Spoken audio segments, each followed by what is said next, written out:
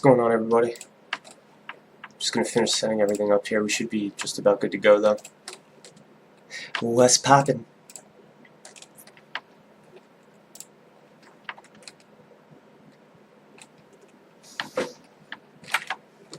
Okay. I'm just waiting for it to display on my screen here.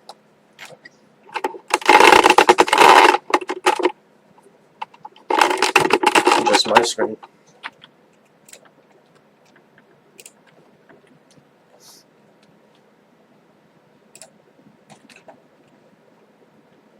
Alright. Alright.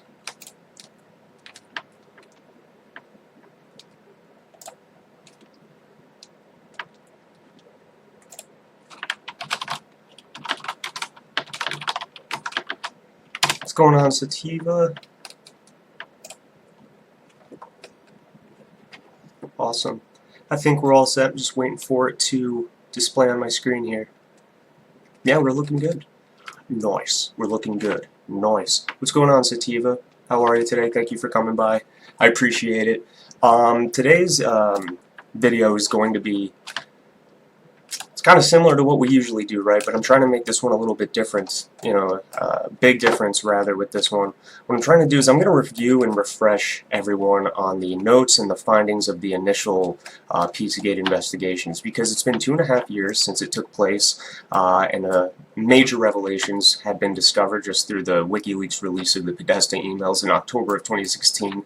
That alone brought to light just so many disgusting, horrid things about the way that the system operates, the way the government displays its power and demonstrates its power, and the types of conversations that happen behind the scenes. So when WikiLeaks, you know, releases a batch of 46,000 emails and then another 20,000 of just John Podesta's emails, or whatever number it was, needless to say, it's a very intimate insight into a very private, or so they thought, private aspect of theirs. And what we started to learn was that their private lives are just scary. That's really all it is. They're into things that we don't recognize. Their interests lie in completely different topics that the average individual is essentially trained to right away as crazy, or they simply have just never heard of it, right? As confusing this is, you know, this infographic right now, you might be thinking to yourself, this is pretty schizophrenic. How does this make sense? You know what I mean? I'm gonna, at the end of this series, there's probably gonna be a couple parts to this. It's gonna be like as needed type of basis. In this one, I'm gonna cover up to starting with the origins, with the release of the Podesta emails, and then I'm going to end it off with Jimmy Comet and James Elefantis' Instagram, as we can see in this graphic here. So in this video, we'll be taking care of this large chunk of the infographic and kind of fill in the blanks with the people a little bit more extensively, and do a deep dive on the people and the characters and the reoccurring figures, probably in part 2. So we'll start off with just the bare bones, okay? Let me just open up this little slideshow here. Honestly, these notes are more for me than they are for you guys. As a matter of fact, here we are.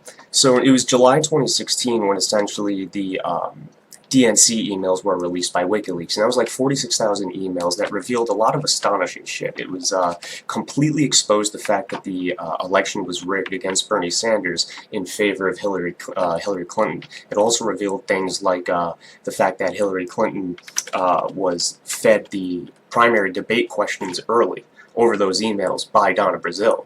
And these things ended up getting her fired, and this is what really hooked me and how I ended up getting into this crazy Pizzagate thing to begin with. I was fairly new to politics, at least as fairly new to politics as pursuing it as fervently as I was now. And it was this type of shit that really hooked me. Not because it was all conspiracy related, but rather because it was authentic, it was genuine, and it made politics real. And I felt like all of a sudden I can begin to deal with politicians because I'm seeing the real versions of them, because these are their private communications. I have to get in on this. And that's when I began to discover just how powerful crowdsourced investigation and research was. I started to realize once I got into these social circles that were researching the DNC emails, researching politics in general, just trying to find the things that they were hiding from us, I started to realize it's the crowdsourced investigation that's the major weapon here. The one that threatens the elite the most, essentially, because what I was seeing was thousands of hands pouring over 45,000 emails, all with their own individual skill set, their own life experiences, their own insights, their own expertise, and once you compile all that together in an organized fashion, people begin to fulfill their own roles. You know, some people make memes and infographics about it, such as this, in order to disseminate to the public. But another person's job is to make that design. Another person's job would be to compile it. Another person's job would be to find the data to begin with, the data-driven type of person. So I was introduced to the idea of crowdsourced investigation, and that once again hooked me because I was seeing real-world results. I was there. I was waiting the morning when they released the DNC emails that revealed these types of things. And then I was also there for when we put it out to the public on Twitter and we just shit posted it to the point where the media had enough pressure on them to cover it on the television, the one that gives permission people permission to believe in certain things, right? It has to be true if it's on the TV. And I realized essentially all these journalists are just picking up tweets and stuff, you know, from Twitter, and that's really all it is. That's the front war of the culture war, or the front lines of the culture war is Twitter and the internet and anonymous image boards and shit like 4chan and 8chan and, you know, even Reddit, but that one's compromised. So I'm trying to paint the context of the situation here. The elections are heating up and people are beginning to lose their marbles, right? Because we're getting closer and closer and closer to the elections, and this shit is not making Hillary look good at all. It's really damaging to the Democratic Party. It's horrific. The stuff you're reading in there is disgusting. Before I even get to the stuff we're going to cover in this video, there's already multiple crimes and multiple breaches of public trust and just rampant abuse of power, both monetarily, just whatever, we can already imagine. So what happens is we end up getting to October 2016, WikiLeaks releases the Podesta emails, and that's when we're kind of off to the races. But what we begin to discover, this is kind of my experience, but this is how the situation unfolded. We begin to discover these oddly worded emails, and they always included terminology like food terms, like pasta, pizza, Domino's, tasty cheeses, hot dogs, like walnut sauce, all these food words that don't make sense in the context that they're being put in. Alright, so the sentences literally don't make sense. It's not like, I want Domino's for dinner, or like, wow, that is a buffet tray of tasty cheeses. Nice. It wasn't like that. It was completely just not making sense. And we'll see some of those after this little summary that I'm finishing up here. So that naturally piqued our interest. Now, it would be one thing if it was just one email where that happened. That could be chalked up to a typo or just a lapse in judgment or just a simple error, you know. But it just kept repeating itself over dozens and dozens of emails that you'll see here. Alright. Things got a little bit more weird, like our suspicions and curiosity really began to get piqued when we ran across Tamara Lozado in the emails. Basically, she had some freaky shit. She had a website called Evie's Crib that essentially depicted infants and talked about how, you know, to get access to this infant for a little bit of time before she rules the world, you have to do this and this. I'll show you in a sec. It's weird.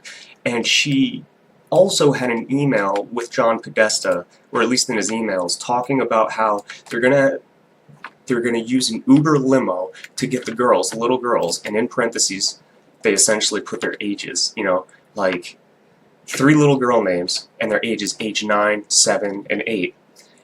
And they're gonna be in the heated pool for entertainment. So I'm like, look, that's kind of weird. They're gonna be in the heated, these girls are getting Ubered over to an adult male's house to jump in the heated pool for entertainment. Like, who's entertainment? Like, wouldn't you say, like, the girls are gonna have fun in the pool, or, like, something normal? You see, it teeters on that line of, like, plausible deniability that it's just a slip-up of grammar, but pair that up now with the way in which they reference these food items that are sometimes also relating to kids, okay, which we didn't think of at the time, but now we see Tamara Lozado, and we're like, this is weird, man, nobody talks like this. But what can we do? That's certainly not the focal point at this point in time. At this point, you know, there's a lot of other things going on. Like I said, the debate questions, Bernie Sanders, there's just a ton of revelations being made from his emails alone. This is just a section that I think ties it all together. Alright? So let's just look at some of these emails. I'm going to start here, and then I'm going to move over to a website that displays maybe some of them I missed, because I'm definitely missing some, at least in this little PowerPoint. Let me full screen it. Can I full screen it? I don't want to do it. Yeah, here we go. Handkerchief email. So this is an email sent from Catherine Tate. It's sent to Susan Sandler. Susan and Herb, I just came from checking the field house, and I have a square cloth handkerchief. It's white with black. That was left on the kitchen island. Happy to send it via the mail if you let me know where I should send it. I also meant to inquire yesterday about the pillows you purchased. I can send them as well if you let me know where they are in the house. Safe travels to all. Kate. Alright. Fairly normal. You can see the follow-up. I think it gets forwarded. And now this gets forwarded to John Podesta. Alright, so by the way, John Podesta is Hillary Clinton's campaign chairman. Okay, I should have specified who this dude was to begin with. He's a big boy, okay? In the game of politics, he's a big, big boy, alright? And we'll see soon that he's not that big after all, and he's really just a terrible human being. Hi, John. The realtor found a handkerchief, parentheses, I think it has a map that seems pizza-related. Is it yours? They can send it to you if you want. I know you're busy, so feel free not to respond if it's not yours, or if you don't want it. So, at first glance, this doesn't really seem like much, right? At first glance, this doesn't seem like much at all. It's just someone saying, hey, dude, I found your handkerchief, and just want to know, do you want it back, or what the deal is? But I'm going to ask you, and honest to God, if a viewer can crack this code, and honestly, it's like a code to me, leave it in the comments, what the hell is a pizza-related map? What is a pizza-related map? I think it has a map that seems pizza-related. Is it yours? And also, here's point number 2. Why is a handkerchief, like something that you blow snot into and wipe sweat from your body from or with, you're gonna send that by U.S. Postal? It's that important? It's weird, dude. That's all I'm saying. So maybe there's something I'm missing. Leave it below if there is. But 2.5 years of being mystified by this by tens of thousands of people that are interested, I'd be very surprised. I'd reward you. I'd give you like a plastic gold medal. So here we have another one. Let's read through this one. I should have labeled this as a matter of fact. Oh, here we go. So, I'm going to read from the bottom up. Sent from John Podesta for scheduling. So that's our ice-encased wiper and taste of the traffic we are in. Suffice to say, we will not make it tonight, I am sad to say. Have to settle for the pasta John gave us at Christmas. Really sorry to miss. So what I want to know is what... Alright, so it's March, right here. It's this email chain happens in March of 2015. And they're still eating Christmas leftovers. They're still eating Christmas leftovers. Pasta from last Christmas. Maybe it's possible. I mean, you freeze it, right? You probably just put it into packaging and freeze it, keep it in the downstairs freezer. They got mansions, so, you know, they're rolling with, like, 10 walk-in freezers. I don't know. That's the only thing I can think of. And again, I'd like to make it very clear that the evidence I'm going to show you in this, it gets disgusting, it gets terrible, it gets gross. But I also by no means want to say with 100% accurate, conclusive evidence and proof, and it's not that. It's not that. What I'm trying to paint for you is a portrait of the images that all of these little separate data points, what image that creates to you. And personally, I think it's the same that it creates for me and tens of thousands of others exactly like me. That's all it is. Think back to English class. Think back to English class in high school, college, whatever, where they talked about themes and symbolism and things not meaning exactly what they say they mean. You know, what is the overarching theme of that story? It's love, it's loss. You know, things that are indirectly determined from the tone of a book by using certain, you know, themes and symbolism, you know. It's kind of like, it'd be similar to an author writing a story about heartbreak, and in the background of every scene that the main character is in, each picture frame on the wall is shattered in half, and it represents the shattered heart of the soul, something like that. Think of it like that, because it's important, because it's symbolism. You'll never see anything straight up saying, yup, my name's John Podesta, I'm a pedophile. No, no. But you're going to see a lot of disgusting stuff that's against your better judgment, and definitely against my better judgment. Anyway, with that said, they're in traffic, a taste of the traffic, and they're going to have to settle for pasta that John Podesta made at Christmas. That's what a shame.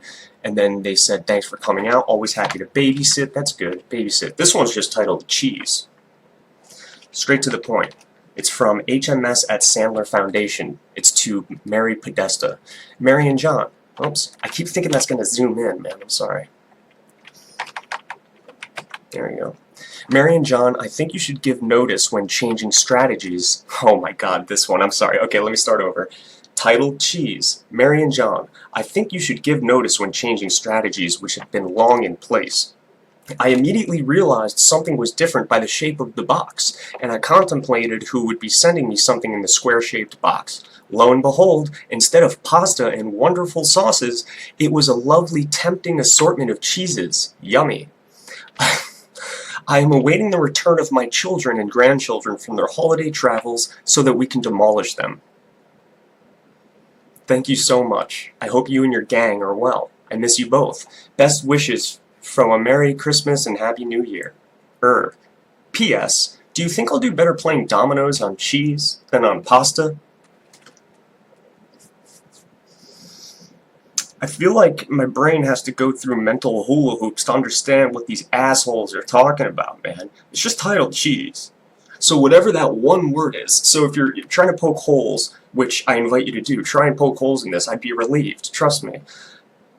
When you're trying to poke holes in the idea that this food terminology and these food words aren't coded, you can see here that I don't see really any references to actual, I mean, I see assortment of cheeses, that's fine and everything, it's just odd that it's just titled straight up cheese. A single word, cheese, and then the entirety of the box is more about a different shaped box than a normal shaped box, and you know, you gotta make sure you tell me ahead of time when you make these changes, because I can't tell which one's my cheese and which one. Who gives a shit, dude? It's food.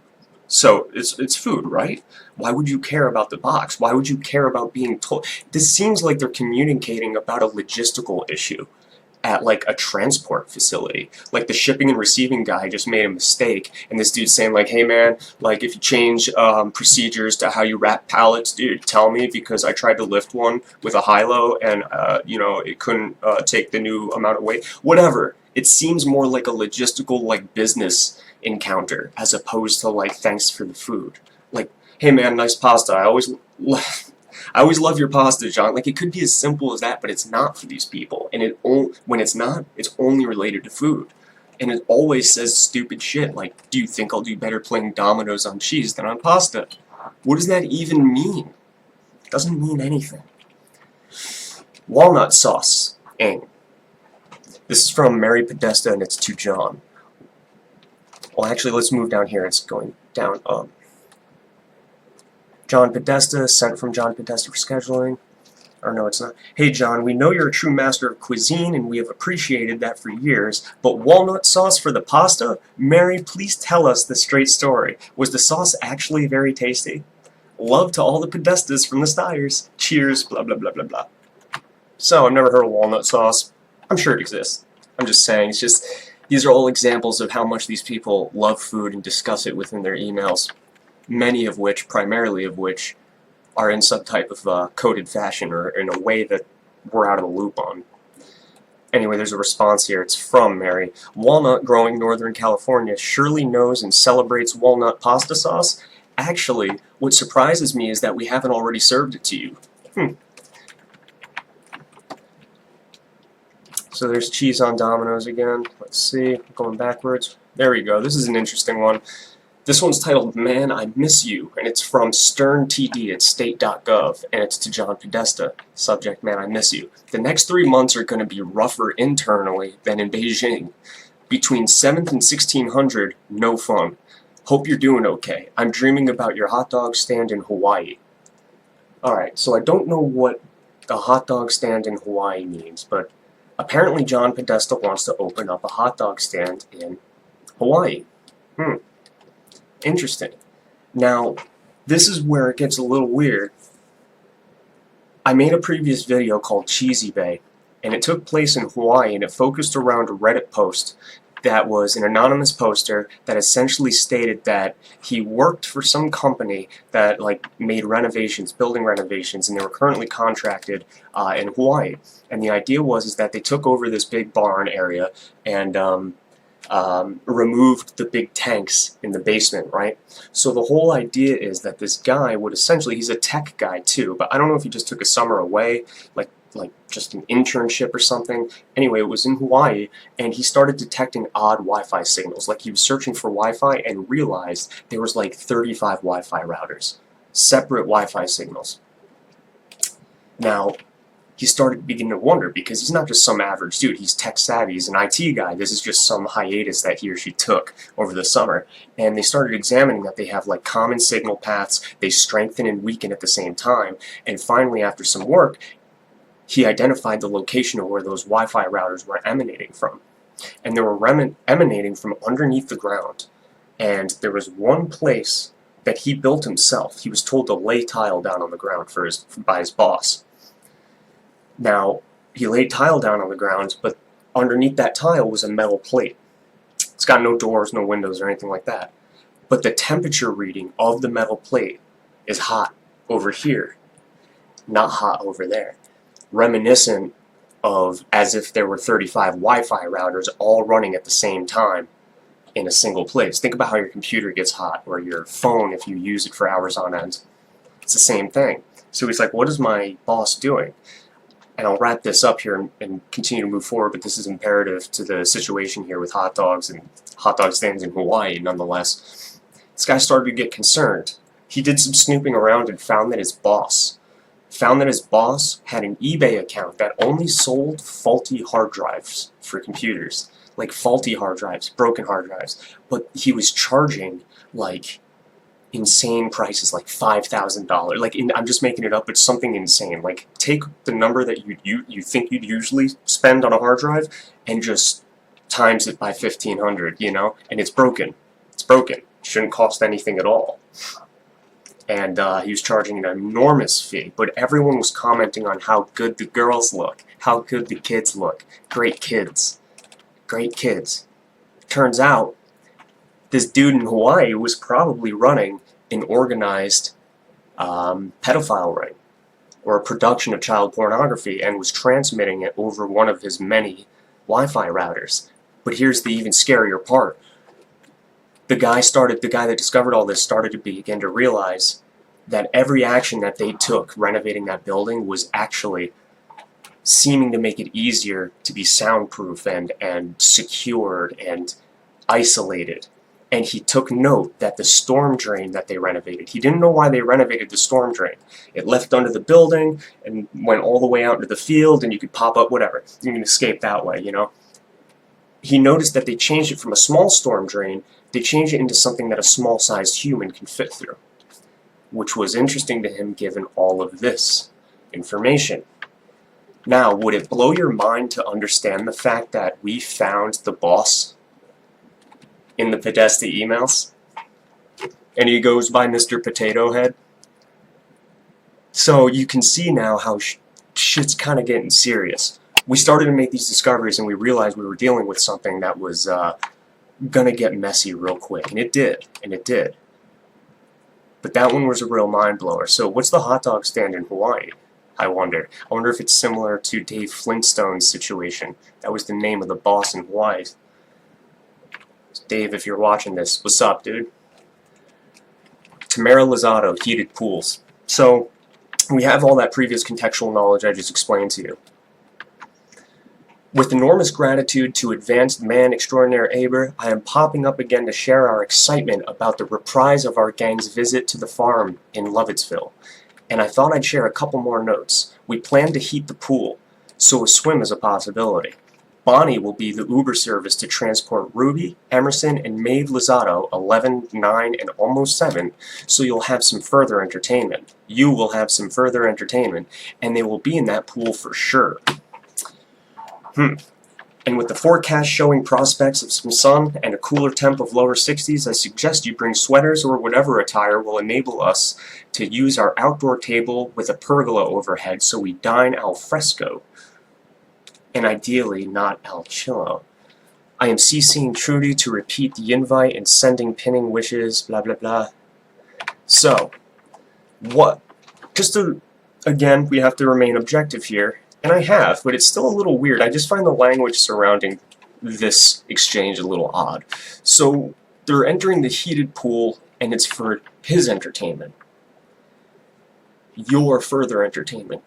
They didn't mention a thing about the little girls having fun. Like, oh, how excited to have the girls running around. It's going to be great. Like, that sense of personality. Like, these people are close, right? They gotta be. And yet they're so official, so formal, so cut and dry. Why? Why? And why are you talking about little girls being your entertainment and not little girls having fun at the pool? And why are you talking about, why'd you have to designate their ages in parentheses? Look, if you have an 11-year-old, a 5-year-old, a 7-year-old, they're pretty rambunctious as it is. You might as well just commit to the idea of whatever age they are. If they're in that range and there's 3 of them, you're going to have a handful for the night. But none of that is mentioned. None of that normal, adult, like, you get what I'm saying? Do you see what I'm saying? It's just very odd to me. So let me designate specifically how old they are. It's as if they're catering to people with different preferences. So this is when things took a very interesting change. We discovered Comet Ping Pong. Now, I'd like to make very clear that Comet Ping Pong is scratching the surface of this. However, it's the most popular thing mentioned when talking about Pizzagate. So, Pizzagate was probably the actual it was probably single-handedly responsible for the creation of the term fake news. And I'll show you that, actually, as a matter of fact. I don't mean to break the pattern here. But just if you look at the Google Analytics with the term fake news and Pizzagate next to it, you see that they were essentially created at the exact same time. And we'll get into that at a later part, but I just want to demonstrate right now. You can see that the popularity of Pizzagate essentially overlaps with the spike in the term fake news. Alright, so Pizzagate is the blue line, fake news is the red. And take a look at this. You can see that it spikes on basically almost the same day.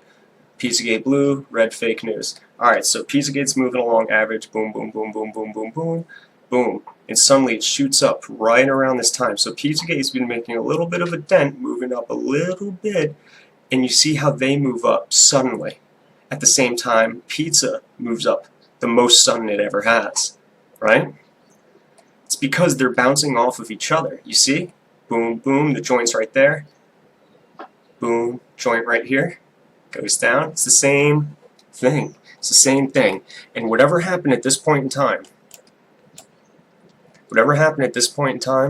caused the apex, essentially, of the media coverage. But why am I talking about the media? Well, fake news is something that, we hear it so often nowadays that we almost have forgotten where it comes from. And even when it was created for the first time, people didn't question it. People didn't question it, let alone know where it actually came from. But I was there for it.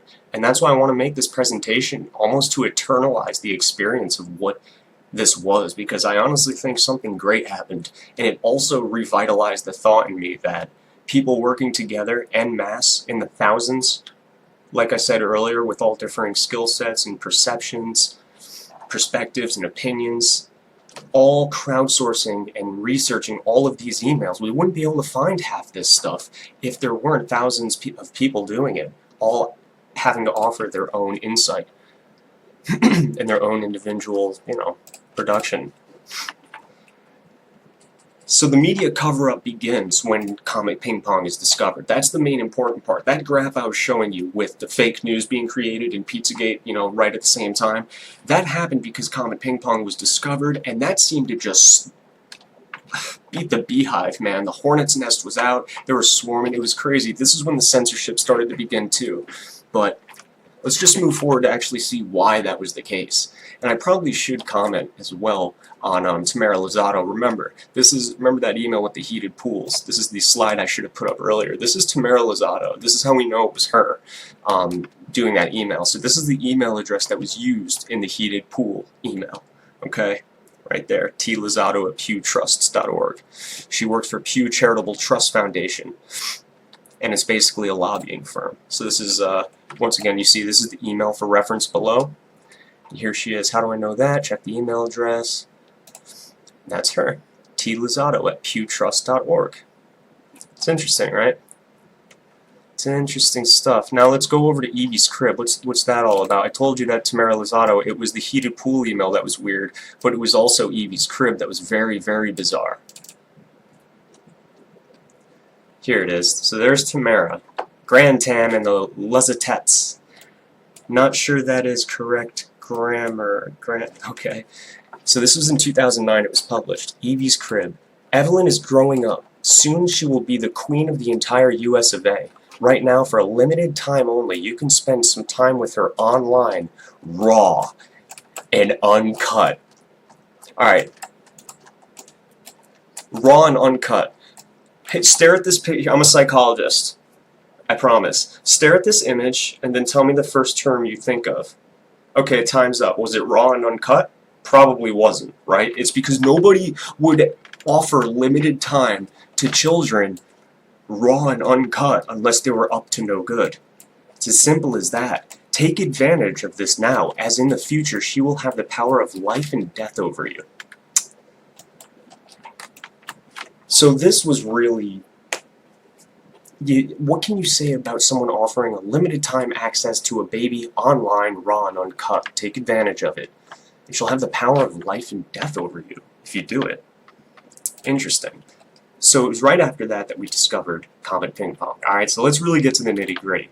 Alright, this is where things get a little crazy. Oh yeah. We find the owner of Comet Ping Pong's Instagram. Now, Comet Ping Pong is a pizza restaurant in Washington, D.C. So you can imagine when we discovered Comet Ping Pong, it was a little odd to find out that it was a pizza restaurant after talking so frequently about tasty cheeses and cheese pizza and Domino's and pasta, right? Now, it's interesting to note the contextual knowledge doesn't help. Well, actually, it does, but it doesn't. It adds to the suspicion. Now, if you are aware, maybe a lot of you are probably aware, but some of you may not be, it's common knowledge that slang for child pornography, CP, the acronym, child pornography, is cheese pizza. So online, a lot of people use the terms cheese pizza to identify children and child pornography, because not only do they share the acronym CP, cheese pizza, child porn, right? So it's just a code language, right? So there's one proven bona fide example existing in the past. Take all the things I just showed you. Maybe you're thinking to yourself, oh, that food language, you know, it's kind of a little weak, this and that. Well, just think about it like that. And there's also a few more in there, too, that we overlooked. There's a few in there as well. I'd like to mention the Obama email. Obama essentially, there was an email back and forth talking about, as a matter of fact, here, got it right here. Let's demonstrate how you look this shit up. I don't want to miss this one. Then we'll get into Comet Ping Pong, alright? We'll get into Comet Ping Pong, but Obama spent $65,000 on hot dogs, and that's what I want to show you.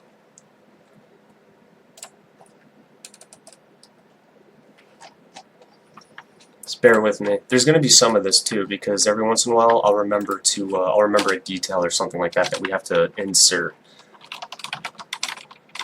Man.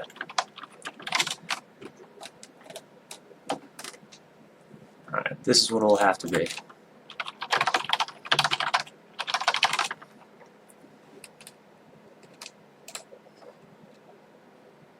Didn't have this saved. Here we are. Okay, so from a guy named Don, to celebrate all you hot dogs out there, Eric, you can participate as well. And then the subject line, this is the response from Fred. So Don sends it to people, then Fred responds, I think Obama spent about $65,000 of the taxpayers' money flying in pizza and dogs from Chicago for a private party at the White House not long ago. Assume we are using the same channels?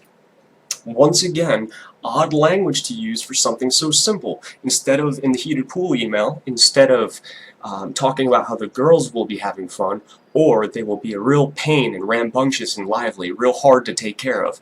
Instead of saying that, they say weird shit, like assume we're using the same channels. What do you mean? Is that, by channels, do you mean pizza restaurants? And hot dog stands? Like, why don't you just say, are we getting it from the same place? Are we getting it from the same hot dog stand? Are we getting it from the same restaurant? It doesn't make sense to assume we are using the same channels. Nonsense. It doesn't make any sense. And of course, yet again, what they're talking about is pizza related, food related, hot dogs, right? So again, all this food shit. And then, it's only after then do we find Comet Ping Pong, a pizza restaurant. Why is that so important that it's in a high-level politician's email attachment? So basically, that's what it was. It was an email attachment, and it was an invitation inviting Tony Podesta and a few others to a fundraising event for the DNC and for Hillary and stuff. And it had like the I'm with her logo, the H with the arrow, and it had a ping pong paddle, and it mentioned Comet Ping Pong, and it provided an address to us. And that address led us to something called Comet Ping Pong. So of course, pizza restaurant, and the acronym Comet Ping Pong CP. You see, it's this symbolism. It doesn't mean anything by itself. You're just checking boxes about whatever angle you look from. You see these symbols overlap, okay?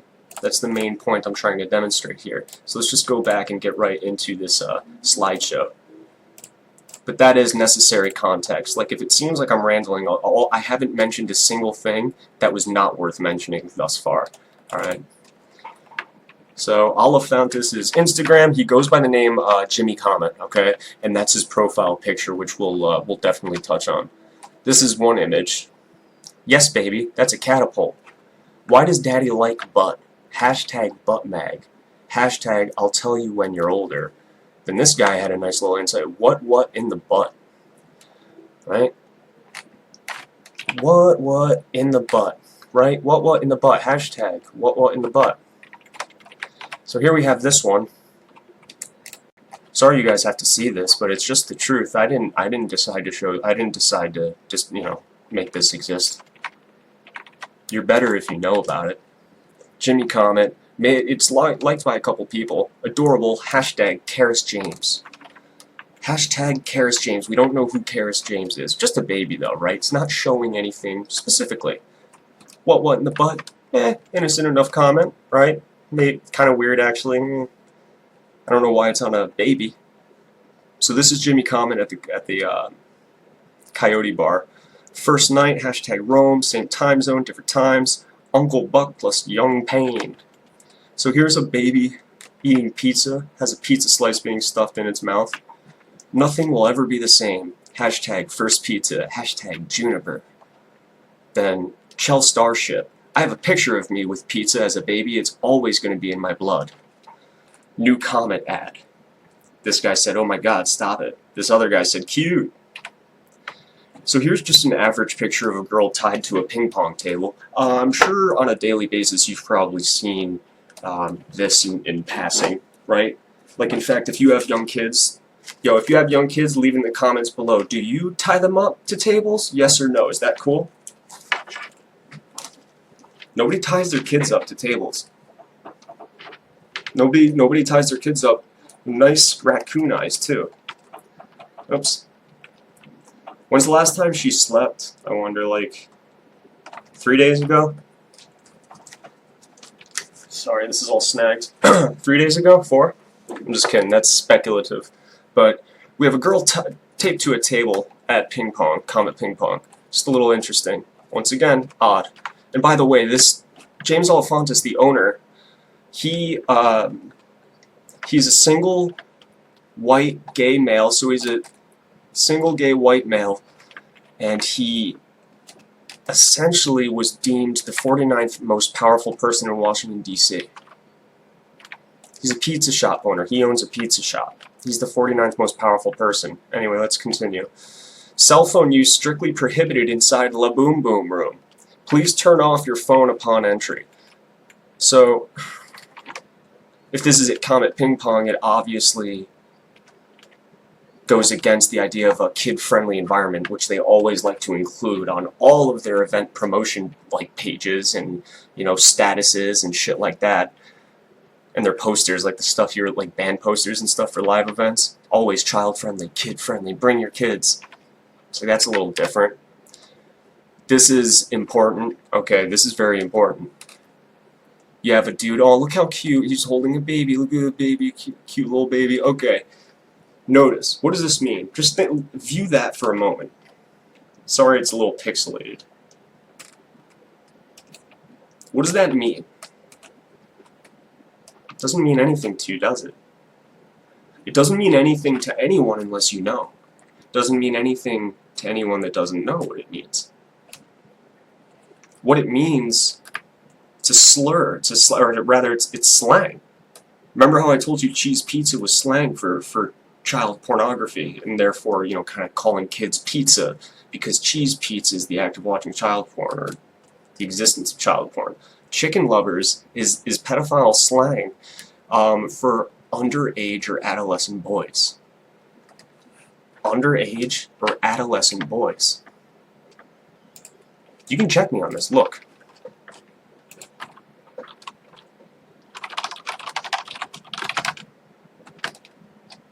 I didn't make this up. Like, you can bring this issue up with Wikipedia maybe, if you want. Remember how I told you he was a single white gay male? I don't mind what you are. It's all about what you bring to the world. This dude's bringing a lot of creepy shit, and I don't like what I'm seeing.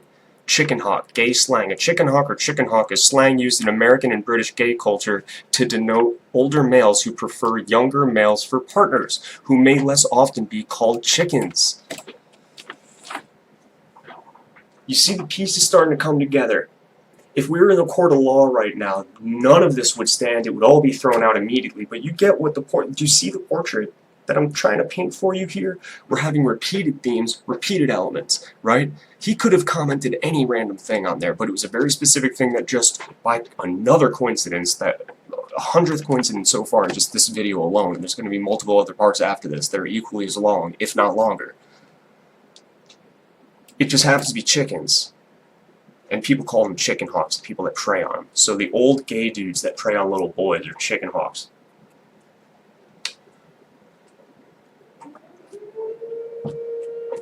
Alright, so I'm not messing around, dude. Like, there's some serious shit to be said about whatever's happening here. If we're being objective, I can tell you I don't know what's happening, but I know it's bad, and whatever it is involves kids. Here we go, here's another image.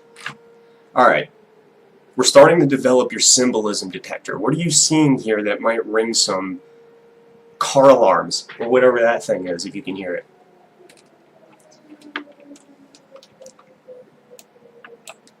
Just by chance, just another coincidence. Another, what is that? You know what I mean? It's like it takes very specific effort to establish these themes. This dude has to have like multiple chicken rooster shit laying around, you know? Oh, I actually didn't have to look it up. I put it in a slide and I didn't even remember. Alright, so we have the theme of chicken lovers. Hashtag chicken lovers. Now, I like to make known, you see how he's wearing a bracelet or a beaded necklace? The big theme that was going on within the Pizzagate investigation, and a popular, hot debate among researchers, was whether or not these were depicting sex bracelets. Now, my research suggests that sex bracelets are kind of just like not really even put in use. Like, for instance, I don't know if any, like, gay people that you know, like maybe your neighbor is gay, or like someone you know is gay that you're close with, or you know of at work or whatever, like, I don't know if they're actively using the word chicken. Like, maybe just like any other subculture has its slang, it goes through its usages of like where it's popular and not popular, etc. So I don't know if they can account for that being used to kind of get an external confirmation. But my point is that same thing with where am I here? Same thing with the beads, the sex bracelets. A lot of people are suggesting it's not really that real. It's not representative of gross shit. But just for the sake of it, while we're here, before moving on, See, that's the issue with these algorithms too, and looking it up online, you don't really get any results other than things trying to debunk it, which to this day has not been debunked. Like, you could try and chase after it.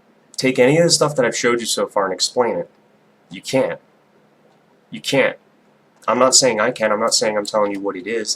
I'm giving it to you how it's been displayed, and you have to figure out what it means. Essentially, none of us know, but whatever it is, it's not pretty, and that's my point. I'm not saying to know what it is. I'm saying whatever it is gross. Here we have just an average picture of a fake baby with the sign "German baby for sale." Did I cut off the for sale part? I think I might have cut off the for sale part.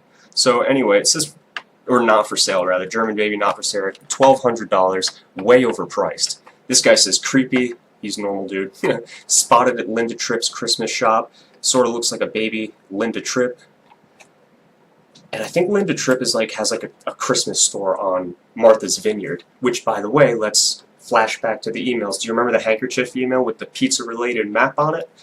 That email was from Martha's Vineyard. It was referring to a time when the Podestas were down in Martha's Vineyard, which is an island. Here's another one here. Just an average photo of the girl drooling over an orange, like an animal. So this is a meme that Jimmy Common uploaded. Pizza party, right? There's 3 boxes that they could have checked. Ninja Turtles. Republican, Democratic, pizza party. Cool, man. I get it. It's pizza plates, right? It's a good marketing meme, you know. This guy says, whip up a Haitian special. Extra cheese. So that's where a little bit of background contextual knowledge comes in. Haiti. Do you know anything about the relationship of Haiti to the Clinton campaign, to Laura Silsby? Figures that all become highly relevant in this, because remember, John Podesta is Hillary Clinton's campaign chairman. We've done all of this without even mentioning Hillary Clinton, right? So think about that the next time you read a news article saying it's about Hillary Clinton, it's about Hillary Clinton running a trafficking ring at a pizza place. Nope, it's not that at all. Not that at all. This is the first time I've mentioned her, basically. It's basically the first time I've mentioned her. But anyway, Laura Silsby is someone that Hillary Clinton had met in the past. She ran something called the New Life Child Refugee, or here, I give up. Let's look at this. I don't have that name memorized, as a matter of fact. I don't have it queued. I should have just queued that up. It's not, I mean, it's pretty important, but not at the moment. Just thought it would be quicker to bring up. Well, Laura Silsby is a woman that was convicted of human trafficking, okay? She was convicted of human trafficking. She was connected to Hillary Clinton and Bill Clinton. She was connected to the Clinton campaign, right, and their involvements in building orphanages in Haiti, right, particularly after the earthquake. So it's called the New Life Children's Refugee Case, or Refuge Case, and Laura Silsby is involved in that, and it took place during the earthquake in Haiti in 2010. If you think back, it's pretty brutal. So basically, Laura Silsby, they flew to the Dominican Republic, chartered a bus, and then arrived in Haiti. They met Silsby days before the missionaries entered Haiti. The group gathered 40 children and set off for the Dominican Republic. They were stopped by a policeman who explained that their actions were illegal. Undeterred, the group set out to collect orphans from the devastated town of Calabasas and from the slum of Le Citron in Port-au-Prince. 33 children, 20 from Calabasas and 13 from Le Citron, were put under the mission's care. The missionaries were arrested while trying to cross the Dominican border without any authorization. They denied any wrongdoing, and they just said they were helping orphan victims in the earthquake. The children were sent away to a children's village, and it became clear that most, if not all of them, were not orphans. So, Laura Silsby, someone that's connected to Hillary Clinton and the Clinton campaign's efforts to build orphanages in Haiti, she's literally arrested for stealing children, 33 of them. And she chartered a bus to do it. Envision being so evil as to steal kids under the guise of an earthquake, so the parents just think their kids died in the earthquake. And you're taking so many kids, you chartered a bus to do it. These people are evil, and we're barely even getting started here. Needless to say, she was found guilty and sentenced to the time served in jail. prior to the trial. So she founded the New Life Children's Refuge and led the expedition to Haiti. She also faced legal problems in Idaho, blah, blah, blah. Anyway, Jorge Puello was the lawyer that got her off the sex trafficking case, or essentially wrote it down, like bumped it down a lot, right? It wasn't very severe compared to what it could be. And this is the dude that got her off, except for the fact that he was wanted for human trafficking in 4 countries and ended up being arrested for human trafficking. You see what we're up against here? So when you say whip up a Haitian special, extra cheese, it makes me question, why is that a thing, Haitian special, especially in reference to pizza that's uploaded on a dude's Instagram that has a lot of sketchy, revealing imagery of children for no reason, no meaning, and is very close and brushes shoulders with Hillary Clinton and the Democratic Party, Hillary Clinton having great involvement in Haiti and well known for the nefarious and malicious tactics that took place in Haiti. You see what I'm trying to put forth here? These dots are connecting. Like I said, it doesn't prove anything without a doubt, but it's filling in some blanks. It should be checking some boxes of criteria for you in terms of the weird side of things. This isn't normal. So this next photo is I believe it's a bathroom, the bathroom of Comet Ping Pong. This was uploaded by user BlueJ. So this is just the wall mural, the bathroom. Hashtag ping pong, Uncle Butthead.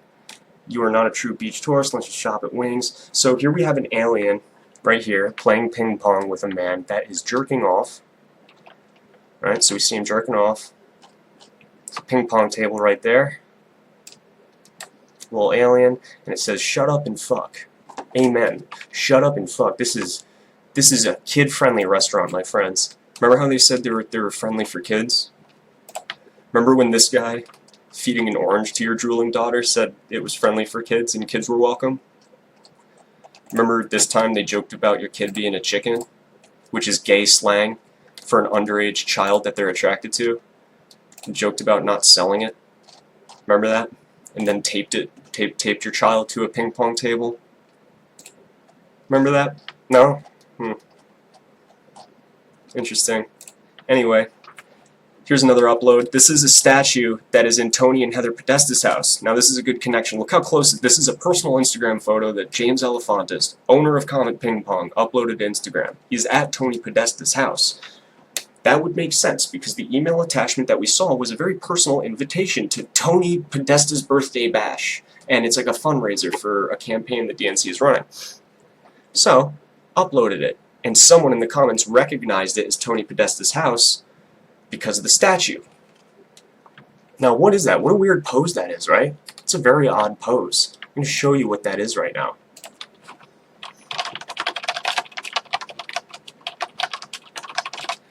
Now again, this is all about symbolism and things that overlap and have the same similar details and look similar and relate to each other. So put your symbolism caps on again.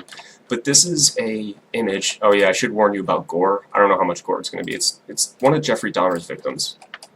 Basically, that statue, this statue here, is the same pose that Jeffrey Dahmer would put his victims in. Okay, here it is. All right, ready? I'm going to show the gross part. Oh, you already see it. Sorry. I do apologize though if it grosses you out. There it is. Okay. So this is the thing, this is all in the open, right? So this is all publicly accessible. It wasn't for long because as soon as we found Jimmy Comet's Instagram and found the Comet Ping Pong website and all of this, they started erasing photos, making their profiles private, erasing articles. But this is all out in the open, or was at one time. So this is actually from a news article. This photo was included after the fact as a comparison, okay? But it's called Married with Art. You've got to be pretty secure to have an 8-foot-tall naked man in your living room in Washington, D.C., Heather says, of her husband's choice, her husband's Tony. What Heather suggests as a badge of her mate's confidence is a highly intentional statement. After all, Tony's job is to make an impression. Besides, when the piece isn't generating blushes, it's generating conversation. And this is the highlighted part of interest. At political events, there's an inevitable awkwardness. Former Clinton administration official Sally Katzen said at a woman's campaign fund dinner at the Podesta's home this summer, quote, "The art is an icebreaker. It puts people at ease," quote. This puts people at ease. Not always. Folks attending a house tour in the Lake Barcroft neighborhood in Falls Church earlier this year got an eyeful when they walked into a bedroom at the Podesta residence hung with multiple color pictures by Katie Granite, a photographer known for documentary-style picture of naked teenagers in their parents' suburban homes. They were horrified, Heather recalls, a grin spreading across her face.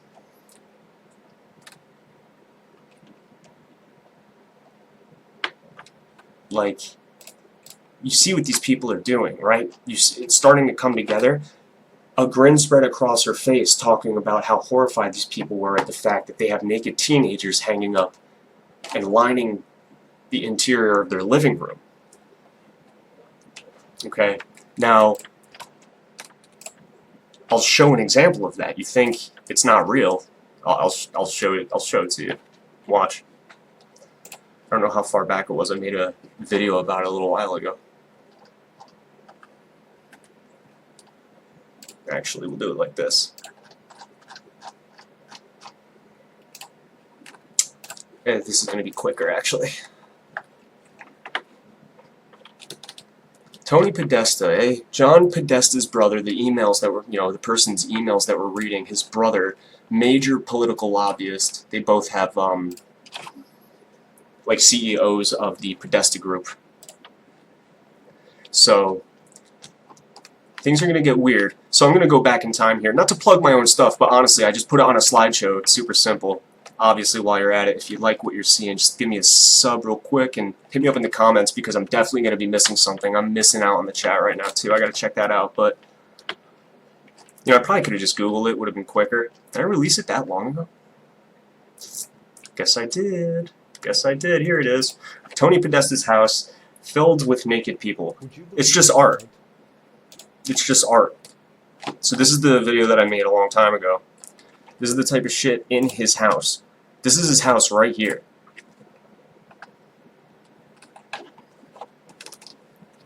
This is his house. Like, these are naked teenagers inside of his house. This is completely normal. She looks a little older. We're not going to watch the whole thing. I just needed to show it to you in the moment. Look at this. That's definitely a young girl right there.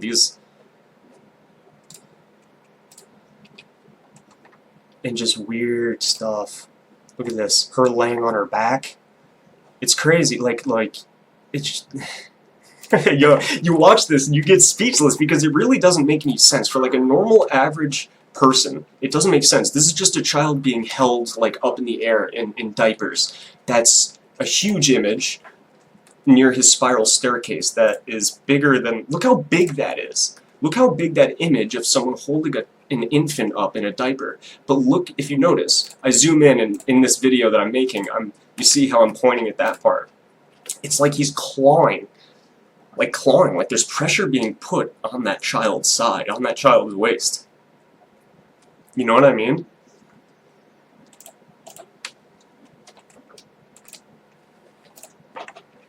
And it gets worse. Inside of Tony Podesta's house, despite not having kids, I don't believe he has kids, lines of stuffed animals. This isn't an adult man's house. Lines of stuffed animals. But, curiously, which I believe I included in this video, curiously, it was also found in Jeffrey Epstein's house as well. Stuffed animals, teddy bears particularly, next to the bed, next to the area. And Jeff Epstein was a high-level, elite pedophile that brushed shoulders and was highly involved with, once again, Bill Clinton and Hillary Clinton, who both flew on his private plane called Lolita Express, who both have attended meetings or seminars or whatever it is that goes on his little private island, Little St. James, where odd temples and other shit exists on top of all this weird symbolism. This is the type of stuff he had in his house. He owns like a palace in Little St. James that has its own type of individual symbolism. There's the teddy bear. A grown man with teddy bear. Like, it just doesn't make sense. Here's another theme. And we'll cover this later. A dentist chair. A dentist chair. Why does somebody need a dentist chair in their private home? I mean, maybe he's so rich that, like, he just doesn't leave his house for shit. Like, the doctors go there. Except for the fact that more you'll see all this sick shit, all these sick paintings, these sick artists, these sick art collections that you see. This is tame, but that type of shit hanging up there, you're going to see more of it. It's not just the naked kids or naked teenagers that Tony has up on his wall. You're going to see a lot more. There's images of kids like having their teeth pulled out, and images of teeth being lost. And yet we have this theme here of like a dentist chair. So the idea of teeth and dentists, they pop up a few times as well, out of the blue. In fact, I'm almost positive Comet is next to a dentist's office. Could be wrong. I don't want to speculate too hard. It's good enough as it is, just remaining objective. This is an extra. This is a Comet Long Dong Pizza Shop. New name, Hobo Camp is who we tagged. Jimmy Comet, joy. Oh, I bet it will bring in a whole new class of people. Can't wait. Hashtag no more. Hashtag children. Hashtag reposts. This guy, hello from Pole. We know. So in this one, this person said no more children as if they're being annoyed, but it's like for someone that doesn't want any more children, and it is a different person than Jimmy Comet, but I'm just saying, like, a lot of friends share similar ideas with similar opinions. I don't have to, but sometimes they do. But this person's making that reference as if it's a big problem, you know, having kids in the place and they're debating making it 18 or older. But it doesn't look like it. This dude looks like he likes kids a lot. Now we're getting good. Here's President Obama playing ping pong with a small boy at the White House Christmas party. And here's a guy that owns a pizza restaurant that does this. This pizza man. Hey guys, my name is James Alfontis. I own a pizza restaurant. That's all I do. I'm just a gay pizza restaurant man. But I chill with the president, Tony Podesta, a huge one of DC's largest campaign lobbying. You're not just a pizza guy, are you? You're not just a pizza guy with all of those details. You don't get labeled the 49th most influential person in Washington, D.C. as merely owning a pizza restaurant. It's really as simple as that. It's really as simple as that. If you own a pizza restaurant, you're not just getting invited to chill with Obama. And it's interesting that they'd go so far as to, like, set up a ping pong table. Like, did Comet Ping Pong support this entire event? Was that, like, the main sponsor? It doesn't make sense, man, if he's just a pizza guy.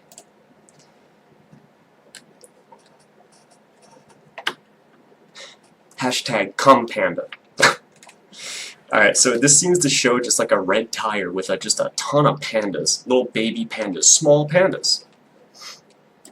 In the middle of it. They're small. They're not big. They're small. They're tiny. They're little. So many pandas. Panda cum hole. LOL, it seemed like an accurate description at the time. Hashtag CumPanda. It's interesting. It's interesting. And again, this is a kid-friendly pizza restaurant. Here it is.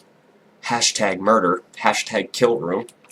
So this is, again, uploaded by the owner, James Alfontis, Jimmy Comet. So this is a major controversial aspect of Pizzagate, right here. This right here. And this is the image that essentially the media, the mainstream media, the corrupted media focused on. Was the fact that we thought that this basement is, or this hashtag kill room is in the basement of Comet Ping Pong.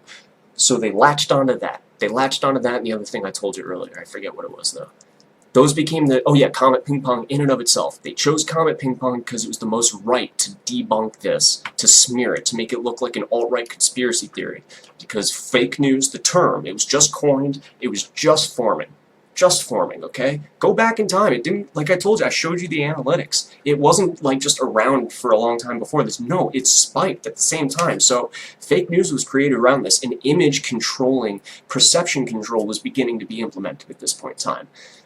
Damage control, you can call it. Things started being deleted, covered up, suppressed, profiles turned to private, people fired from jobs, Donna Brazile lost her shit, this person's losing it, that person's losing it, the election cycle is heating up, Hillary Clinton just keeps getting more damaged. All this is happening, and it was the alt-right that was forming as well. Not the people in and of itself, but the title.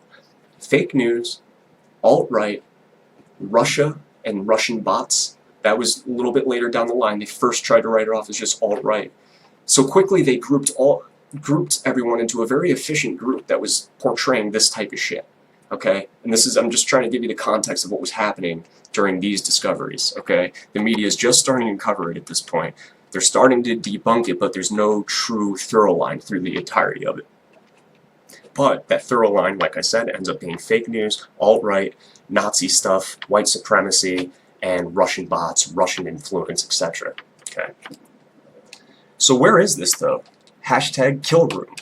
And it was working on my night cheese that posted that, so he'll come in handy, or come in handy.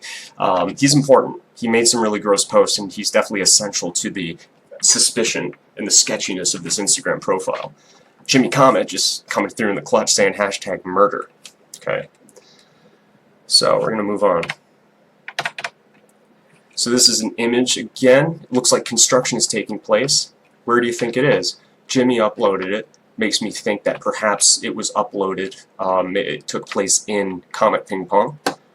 So I remember at this point in time, Anon started digging in, like, looking for, like, building code, or, like, permits, stuff that's in the public domain. We started looking up things along the lines of, like, what you're allowed to do, what you're allowed to renovate, like, what the coding policy is in that general area. You know, there's certain things you can do to buildings, and there's certain things that you can't, all kind of depending on like the locale of the area, you know what I mean? Which actually brings up a good point. Here we are investigating these very shady images of an owner of a pizza restaurant that very powerful people are involved in. Very powerful people that involve art of naked children, naked teenagers, that has birthday parties in their 50s, birthday parties and powerful democratic fundraising campaigns at this pizza restaurant that's slang for child pornography, that's owned by a dude that has the most disgusting depictions of children on his Instagram as possible. In fact, it's this guy. So here he is completely covered in blood, or at least, maybe it's not, no, excuse me, that's not Jimmy Comet, this is Miss Summercamp at Comet Ping Pong, but this is a normal thing to do. Like, this is just what happens, sex. So that's Jimmy Comet saying sex. This is what happens at kid-friendly restaurants. Okay? Like, just get that through your head. So I'll just, like, sit back and wait as you guys find an example, or, you know, an explanation for this. Because I don't have one. I don't have one, because there is no explanation for this. It's not a kid-friendly restaurant, right? And it brings to mind, you know, if you're going to be covered in blood, kind of reminds you of spirit cooking. That's going to be in the next installment of these presentations, because I consider that to be like layer 2 or layer 3 of this whole Pizzagate thing. And I'll explain what I mean by the layer. So anyway, remember how I was explaining, this is renovation, building renovations, pretty advanced stuff here, right? Well, maybe not advanced, but in-depth, extensive. So you look up, are these guys allowed to do it? What are they technically doing? Is there anything filed in public that's visible in the public domain that we could see what these dudes are doing? Because you remember my Hawaii story, adapting those storm drains that were small at first to actually then be able to fit a grown adult in there, right? For no reason. The drainage efforts were just fine before that. They didn't need to renovate anything. There's extra money being wasted. Why? There's a motivation. Why? Because it can fit a large human through it. So what is this stuff for? It's definitely a lot smaller than a human. So this brings up, I believe his name was Frank Winstead. Now Frank Winstead was a guy that was active on the internet and very concerned with Comet Ping Pong way before all of this. So here you can see a video called Frank Winstead, the original Pizzagate conspiracy. Alright, so this guy would essentially, he was a beat reporter, he was a local reporter, and he would cover a lot of things. In fact, his YouTube was kind of funny. He would cover just people like not stopping properly at stop signs and how we got to change those traffic lights, like this and that, the other thing. But in this one, he was apparently focusing on Comet Ping Pong, and at an event where Comet Ping Pong had a big meeting with everyone in the neighborhood area, Frank Winstead went there. He attended the meeting, the neighborhood meeting, you know, having been very active in the local scene, the local politics of everything. He said that allowing Comet Ping Pong, because this is what they were requesting, allowing Comet Ping Pong to stay open until midnight on whatever days and do X, Y, and Z. I'll try and find an example here. Basically, Frank Winstead stated that by doing that, rapes and murder in the neighborhood will increase. Why would Frank Winstead say something like a pizza restaurant, by staying open till X, Y, and Z, blah, blah, blah, blah, blah, rapes and murders would increase? So essentially, he was written off as crazy, but he had a lot to say about the children at Comet Ping Pong and how odd it was. This person, this was a big thing. I never knew if it was conclusive or not. We'll see if it's even still existing. Let's go back to the search results, because the first video was apparently of girls screaming outside of Comet Ping Pong. The girls weren't outside of Comet Ping Pong. They were like below it, which is again the Comet Ping Pong basement, right? That basement idea, hashtag kill room. It's in the basement of Comet Ping Pong, right? Frank Winstead, the girls, the screams coming from below, it's in the basement. So we never straight up said it was a basement, but we did theorize, do they have a basement? Maybe it's down there. But naturally we started to understand that more than likely, you know, it's at another location, which we did find out, I believe, that we figured that out. I wish I can find this. I'm trying to find the... Maybe this isn't it? Like I said, there's going to be some moments of this here because I don't want to move past something just because I can't find something in 10 seconds.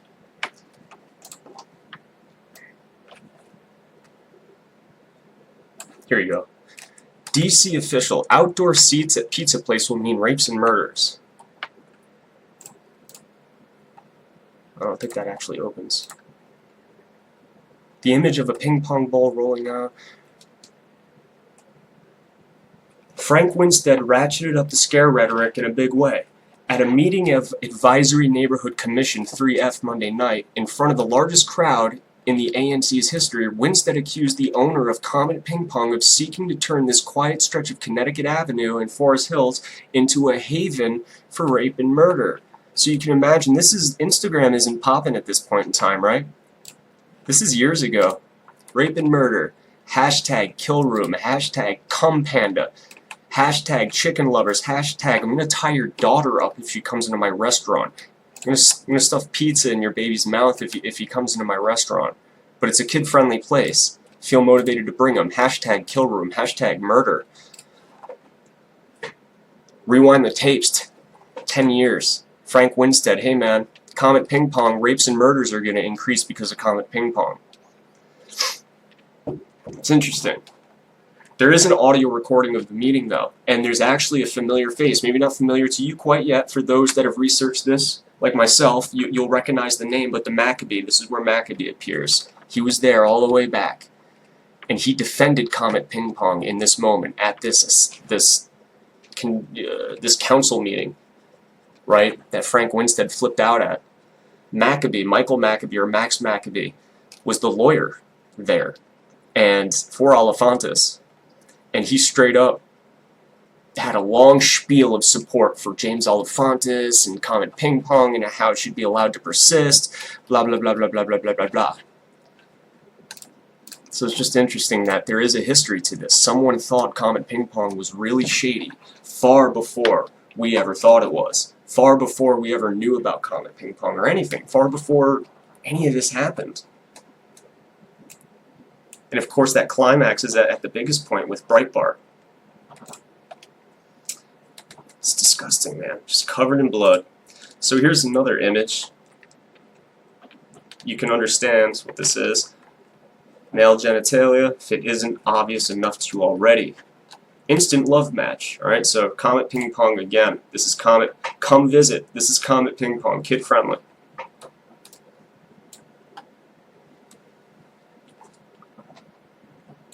So this is going to be some of James Alefantis' Instagram friends.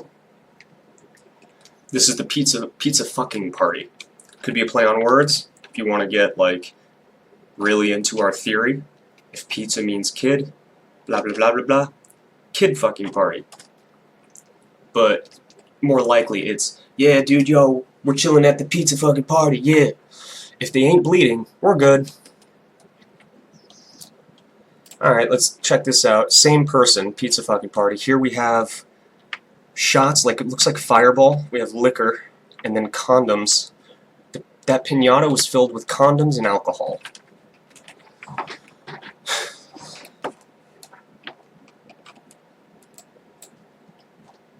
See what I mean?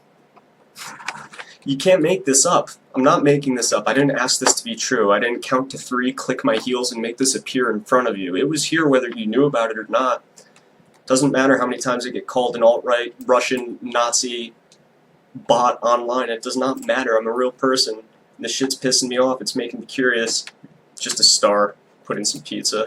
This is a meme they uploaded. High school friends, quote, my husband just got a promotion. I'm pregnant. We just bought our first house. What have you been up to? So, pizza fucking party, referencing some type of satanic occult ritual. So, once again, I mentioned earlier that the occult side of things is kind of like layer 2, layer 3 type of thing. We will get into that. It gets crazy. But that's partly why I really wanted to make a long-form presentation on Pizzagate, because it really took what I knew of the past and just completely destroyed it. Just completely destroyed it. I thought I was woke until I saw this shit. And this was a reminder to just stay on your toes. I wasn't so far gone, but the people you might look at, you know, on the left or whatever, they're really just victims of this mind control, this bullshit, this media programming. Because it convinces you that things like this is okay. Like, this isn't kid-friendly. Like, this isn't really, like, okay. It makes you weak in understanding the implications of how this random pizza shop owner got a ping pong table into the White House and chilled with Obama playing ping pong for a little bit. You know? So this is working on my night cheese. You remember? Working on my night cheese. I think he was the construction boy up here. No, he wasn't the construction boy, but I think... Well, either way, working on my night cheese. I mentioned him a little bit earlier. This is what he updated or uploaded on Instagram. So this one's titled Kill Room.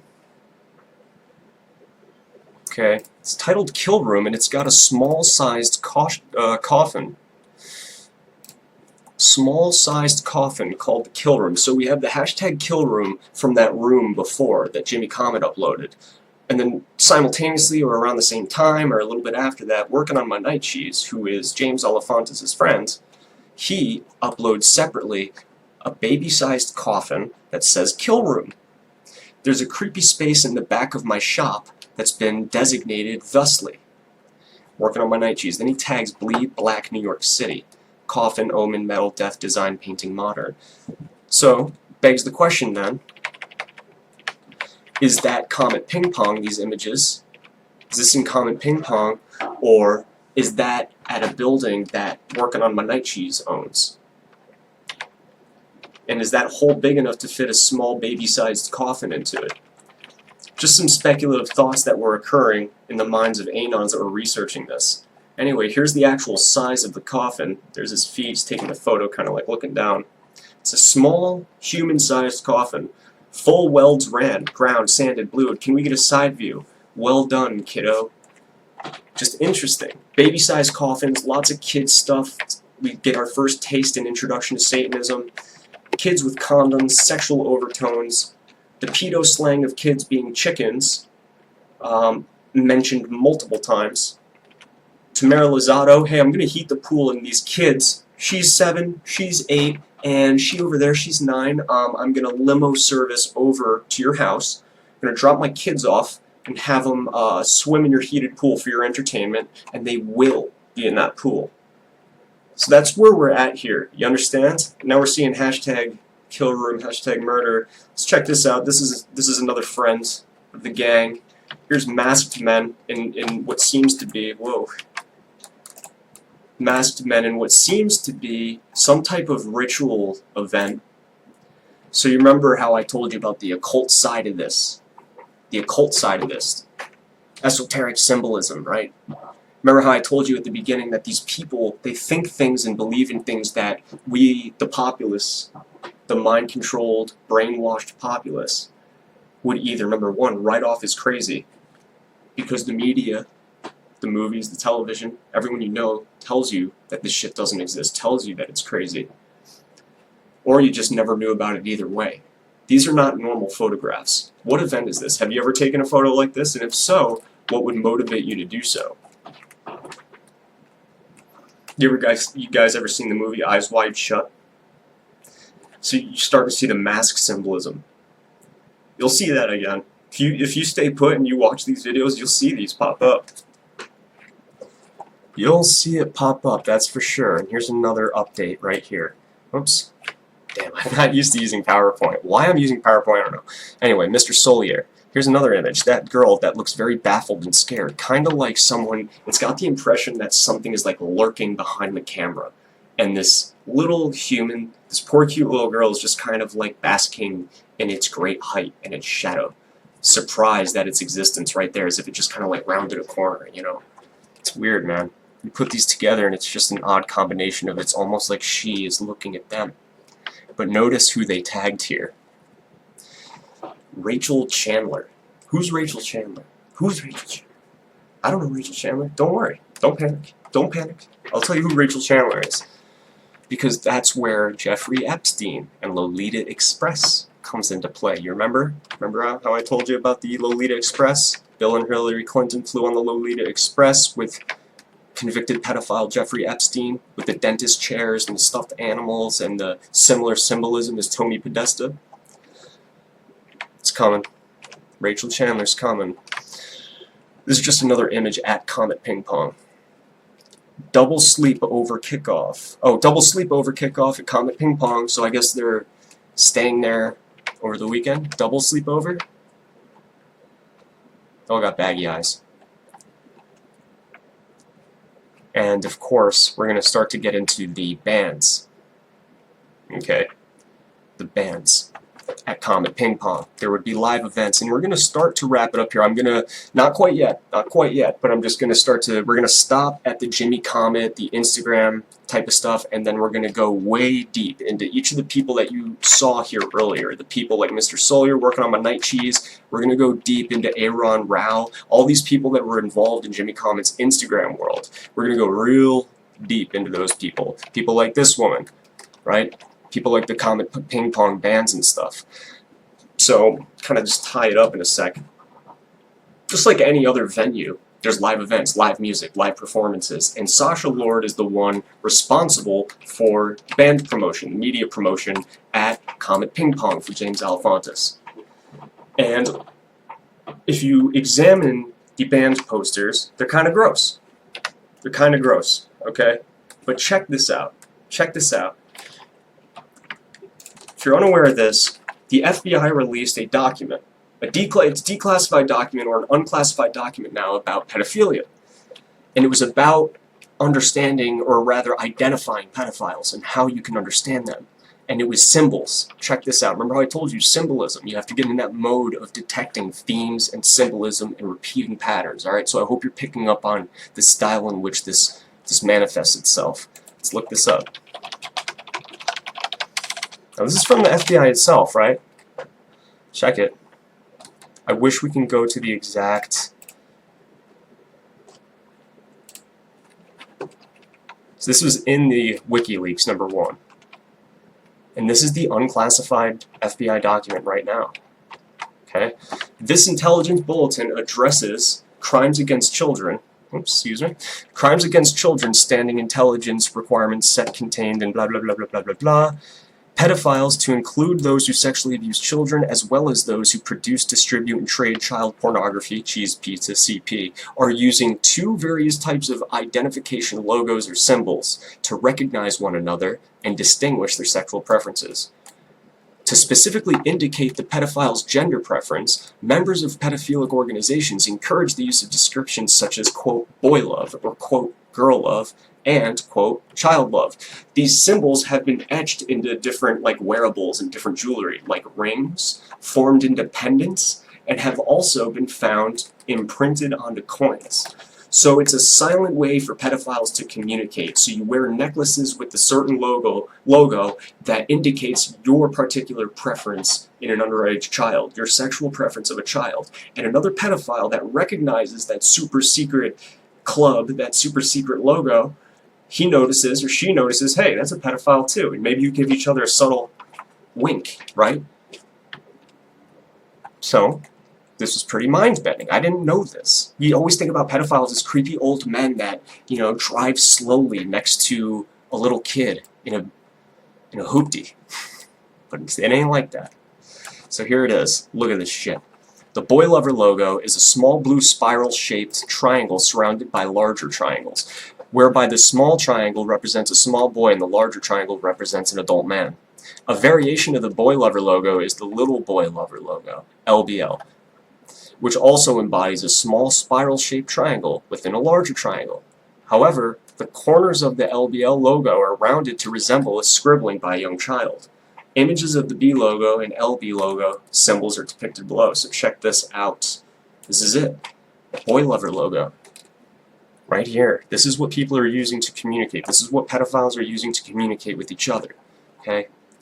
And it's those types of things where if they had a business, if they had an Instagram profile, if they had a Facebook, whatever it is that is on them, jewelry, wearables, clothes, etc., you incorporate these symbols into it so people know what they're looking at. Remember at the beginning, chicken lovers doesn't mean anything to you right now, but it means a lot to those who knows what it means. It's secret. It's coded. This shit makes me think we were onto something when we thought this food language was coded. Think how far we've come just in this video alone. We started with simple, odd, like laughable subjects of coded food language, and now here we are talking about pedophiles and shit. And look at this. I mean, it's pretty elaborate. Look at these pieces of jewelry. So keep your eyes peeled if you see these. But then you start to see that they're everywhere, including kind of pretty close to Comet Ping Pong. So right off the bat, we're going to spot the spirals in this image here, but that's not even the craziest shit. Right next to Comet Ping Pong, I'm going to show you this right now. Look at this. Everything we showed you was just symbolism and the theme and just a kind of an undertone of repeating patterns. Surely nothing was bona fide. Nothing is truly proof that these are pedophile operations. But this is like the first major dent in that, and this is where shit really got crazy, okay? Look at this. This building is right next to Comet Ping Pong. This building is right next to Comet Ping Pong, alright? Directly next to Comet Ping Pong. James Alefantis is also involved in this building, too. It's got the spiral triangle, right? And there it is. Look how very close that resemblance is. Now, I understand, it's a pizza slice. It's already got the triangular shape. It's not that far off. It's an artistic rendition. I understand that. But once again, it's the repetitive nature of this. It's the pattern of this. It's how it keeps coming up. How anytime someone with a pedophilic background or brushing shoulders with pedophiles or in this type of swamp, in this cabal, in this dump, their businesses or people's businesses that they know, they seem to have these symbols. And we'll examine a lot of those, but upon discovering it and memeing it to the world, and essentially, remember how I told you, Twitter being the front lines of the culture war, essentially, dictating what makes it onto the mainstream television and effectively changes the perceptions of the American public because they suddenly have permission to believe something, whatever the TV's telling them. They changed their logo. So only after being caught, and only after the logo being identified as a pedophile logo, as per the FBI. This is not for me. I didn't make this up. Don't yell at me. I didn't make this shit up. It's from the FBI, man. They change it. Why? If you have nothing to hide, why would you change your logo? Like, we were called crazy because of this anyway. We were cast out. We were deemed nuts. This was deemed as not credible. Nothing valid to it. But here I've showed you a lot of indisputable, valid evidence. At least enough to be suspicious. That's the whole point. And yet, you still felt insecure enough to have to change your logo. Makes it more suspicious. And it's worth noting, this is the satellite image of the neighborhood that Comet Ping Pong is in. So here's Comet Ping Pong right here. Right next to it is a little red fox. You remember Besta, that's the one with the pedophile logo. Right down the street, same side of the road. Across the street is Beyond Borders, which is a prominent bookstore.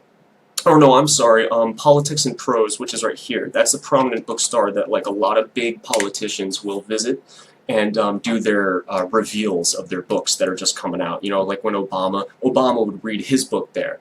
You know, like Something of My Father, Nightmares of My Father, Yes of My Father, My Stupid Father, like whatever Obama's book was called, he probably read it there. All right, Politics and Prose. We also have Terrasol, Bistro. So Besta is by far a very close representation of these pedophile symbols, okay? But here's the other logos. The girl over at Terrasol, this is the logo for the company Terrasol that's right across the street from Comet. So, pretty close to the girl lover logo. Again, it's tricky. It's tricky. Some of this type of stuff with the logos, people have different opinions, you know, because it's subjective, it's art. And my theory is that's why they hide behind art. That's why they hide behind performance art. It's because you can label art as being fucking anything, and you're not allowed to question it. And what helps that thought process along?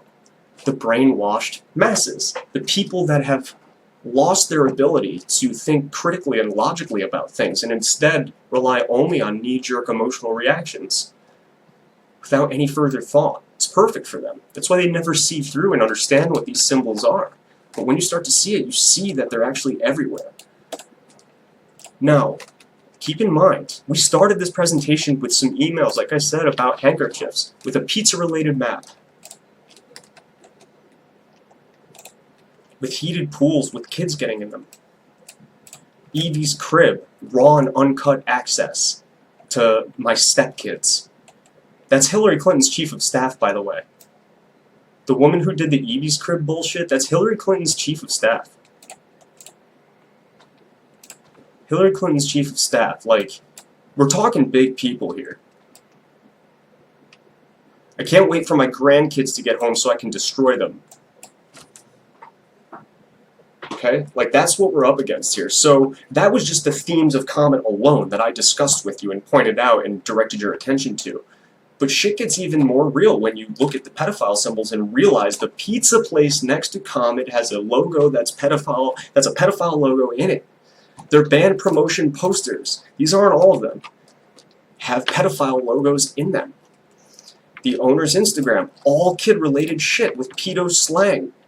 Chicken lovers. Mock images of kids being for sale. The Haitian special for pizza. They collect statues of people in the same pose that Jeffrey Dahmer, the serial killer, would pose as victims. Yo, I'm living in clown world, man. I'm living in clown world. Shit's so crazy. And like, I can't even depict to you how vast and how massive this is. It gets so, it's deep, man. It's deep. So with that said, let's examine this thing, right? Looks schizophrenic at first. That's how we started it. Schizophrenic, it's way too much for me to learn, possibly, right? Well, this will probably point out some things I missed. Here's Jimmy Comet. His profile picture is a pedophile symbol. Yes, that's what I needed to remember, actually. His profile picture is Antinous. That statue is Antinous. So, experts believe that the sculptures of Antinous remain without a doubt one of the most elevated and ideal monuments to pederastic love of the whole ancient world. So let's just go ahead and Google. I'm going to act this out. It's important I show you how to type it in and act it out and find this for yourself. What is pederastic love? I don't know. Like, I don't care. I'm just a normal human being that doesn't try to learn new stuff, and I'm confronted with a vast conspiracy in this infograph that doesn't make sense and it confuses me. What is pederastic love? Pederasty is a homosexual relationship between an adult male and a pubescent or adolescent male. Okay. Pederasty. Adult male, homosexual adult male with a young male. Chicken lover, an adult male that likes young kids.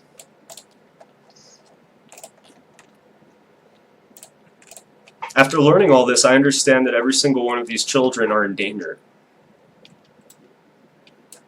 He's gay. Whose kids are they?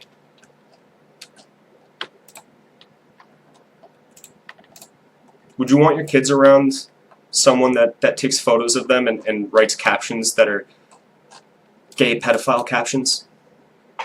Probably not, right? That has a profile picture of Antinous.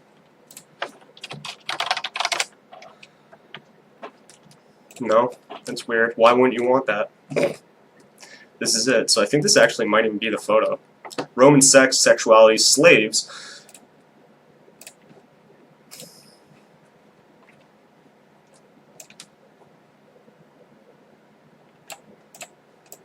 No, it won't be the same exact photo, but yeah. It's Antinous, my friends. It's a symbol of pederasty, followed by the disgusting photos of children and condoms and kids with condoms and what in the butt of this little kid and this little kid eating money and this little chicken with the beads around it, this German baby for sale, and this hashtag hotard in this image. Hashtag chicken lovers. So this is another thing I missed as well. Here's the Haitian pizza stuff. This image right here, I know it's low quality on this, but this image was also uploaded by Jimmy Comet, and it is titled "The Farm," and it's called like it's instructions like fill bucket of water, do X, Y, and Z, X, Y, and Z, and this is the layout of a farm. We never were able to identify the farm as far as I know, but you guys remember Tamara Lozado, Hillary's chief of staff, Evie's crib?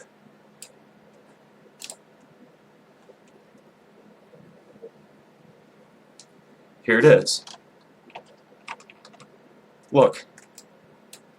With enormous gratitude to advanced man extraordinaire Aber, I am popping up again to share our excitement about the reprise of our gang's visit to the farm in Lovettsville. Farm? What's the farm?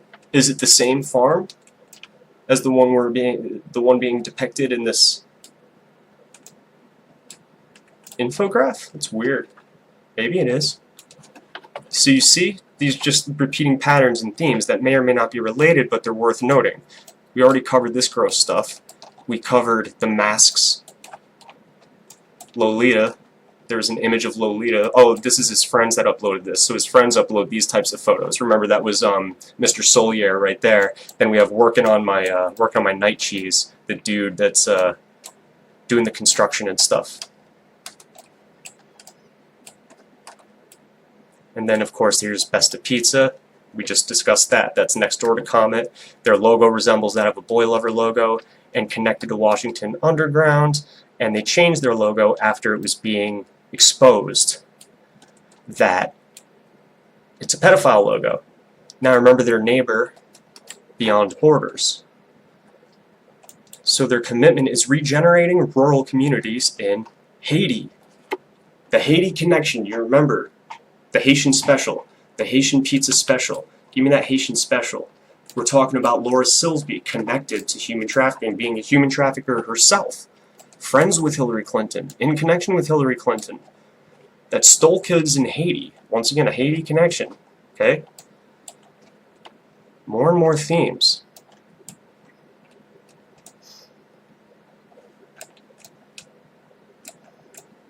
I'm just looking, I'm just parsing this for things that we might have missed. To demonstrate another reason why they're so close to Hillary Clinton is not only are the Podestas, Tony and John Podesta, at this pizza place, and that's Hillary's campaign chairman, John, Media Matters is a company that's run by David Brock, who's the owner, Jimmy Comet, Pizza Man. He used to date David Brock. And David Brock owns Media Matters and Share Blue and Correct the Record, who apparently they're involved, or their only goal is to essentially correct the record on details of Hillary Clinton to combat information exactly like you're seeing now, right? So they get paid to actually have people leave comments on videos like mine saying, oh, that's false, that's incorrect, here, that's fake news, this is real news, Hillary's great, this and that, okay? Perception control. And we'll get into a little bit more of that down the line. I did forget to cover, though, the mural in Comet Ping Pong. So, on the wall of Comet Ping Pong, I showed you the shut up and fuck before. Now, this is the wall mural near the ping pong table. That is adults with antlers on their head, removing the head of a small kid painted on their wall. So, the antlers on your head should be kind of familiar if you're looking at like these New World Order, Rothschild, Rockefeller, Illuminati type of symbolism. The antlers pop up more than one time. Some people say they were depicted in those alleged leaked Rothschild party photos from a 1970s party. So this is a imagery right here that shows that indeed this is Comet Ping Pong's basement, which I believe it is too, actually, because here we have proof. Remember how I told you the media really laid on the fact, like relied heavily on the idea that James Alefantis doesn't have a basement. That was the main debunking thing. It's a wacky conspiracy that's completely false and it's fake news, right? Because they coined that term because of Pizzagate. It's a wacky conspiracy, it's fake news. They say Hillary Clinton is running a child pedophile ring in the basement of a pizza shop. But here's the thing, there is no basement at the pizza shop.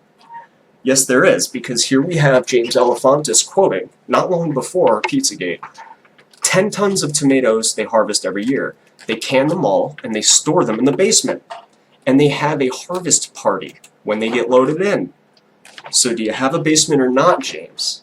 Do you have a basement or not, James? Why did you lie? Why did you lie? What's the motivation to lie? You notice this. So Besta Pizza changed their logo when we find out it's a pedophile logo. Okay. This wall mural, I didn't tell you, that got ripped down too, right after. Ripped down right after being found by us. I remember it.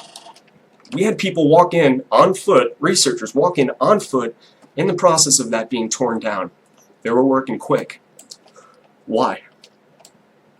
Why? Pegasus is something else that James Alefantis owns, and it serves to note that James Alefantis, his middle name is Achilles. So if we're talking about, you know, these ancient gods, Antinous, these ancient gods of pedophiles, Greek, Roman, these sculptures, these classic imagery, right? Achilles is his middle name. It fits in line with that. So right in line with this themes here, Pegasus. It's another weird art project. Or is it? Buildings at perfect spots to look at children. It's right outside of a playground. Google Street View caught a man doing just that.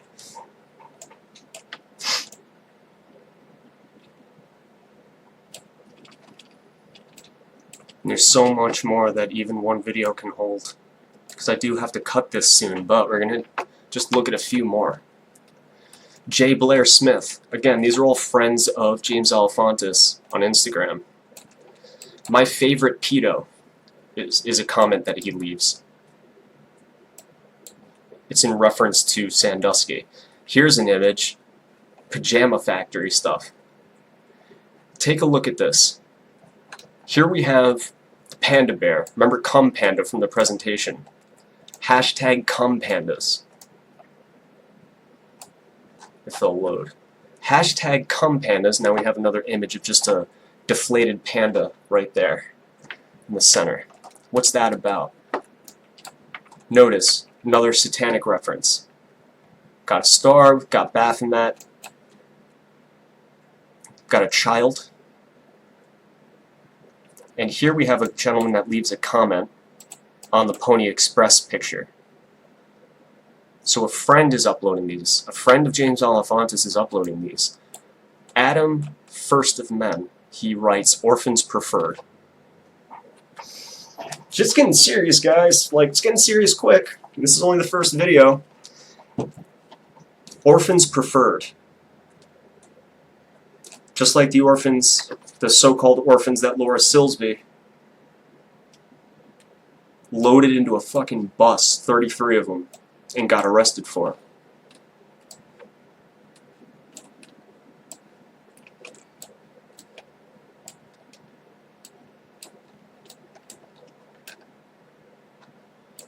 Here's this image. Pizza fucking party. You remember her? She's the one with the condoms in the piñata. Pizza party every day. No regrets. Party hardy. Pizza sacrifice slice. Pizza, oh my god. Hearty pizza sacrifice slice and dice party. Okay, slice and dice. Sacrifice, slice and dice. No, it still doesn't make sense, man. Ritual sacrifice. Are we really getting it? You see these occult mentions? You got the Satanism here, the satanic, you know, symbolism, and I'm using satanic. It's not going to be the right terminology. Just, you know what I'm trying to get at here. For those of you that do know the occult shit that I'm talking about, Just use that term interchangeably, because I don't know how to identify them properly. Luciferians? I'm not sure. J. Blair Smith, guy with a blindfold on. They call it kidnap style. Kidnap style. So here's Alefantis right here. I don't even know if I showed a picture of him, but that's what the dude looks like. 49th most powerful dude in DC. He visited the White House 5 times, just like the one of the images I showed you. He cooks for the Clinton campaign. He received a personal letter from Hillary Clinton thanking him for his service in preparing food for her. Just your average pizza place owner. Surely. Surely.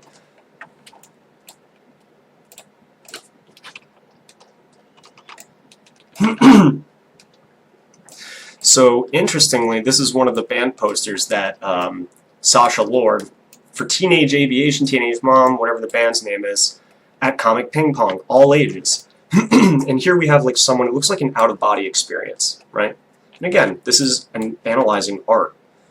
So it could be subjective, right? These are theories. These aren't set-in-stone facts, just satisfying criteria and symbolism. This is a painting by Kim Noble that typically paints like body disassociation and trauma. And this looks like it depicts a circle of adults with a small child being sexually assaulted or raped as they stand around maybe smoking cigarettes. And that child has a dissociative experience. If you've ever seen, the movie like Split by M. Night Shyamalan, I mean, there is a real phenomenon like that, that when trauma becomes so terrible and so intense, the human brain fractures itself in order to kind of protect itself. And that's why you see the idea of people having different identities and different identities. It's dissociative identity disorder. So you can turn into someone else that's not suffering that trauma at the hands of this horrific gang of pedophiles here, taking turns sexually assaulting you. That's the whole idea. It's a whole movie of Split, right? There was pedophilia-themed stuff in there as well. They were sexually assaulted, which caused them to disassociate. Just like what's being depicted here. So suddenly, you might grimace when you find out that it's kind of closer to the truth than you might have originally ever thought. The handkerchief, pedophiles use them as souvenirs too. Look at that. There's a handkerchief under that small child, because a handkerchief is so small but big enough to put underneath a child. Is it 100% accurate? Is that what the case is? I don't know. I don't know. I'm just showing you that these things are going to repeat. They all have to do with child abuse. They all have to do with sex imagery. They all have to do with sacrificing kids. They all have to do with malnourished, raped children. They all have to do with pizza. They all have to do with references to kids as pizza. They all have to do with like blackmail operations. They all have to. It gets a little fucking nuts. It gets a little fucking nuts. All right. Here's the basement. Supports a weird underground art project. Soros is involved. His Dr. Pong is also involved.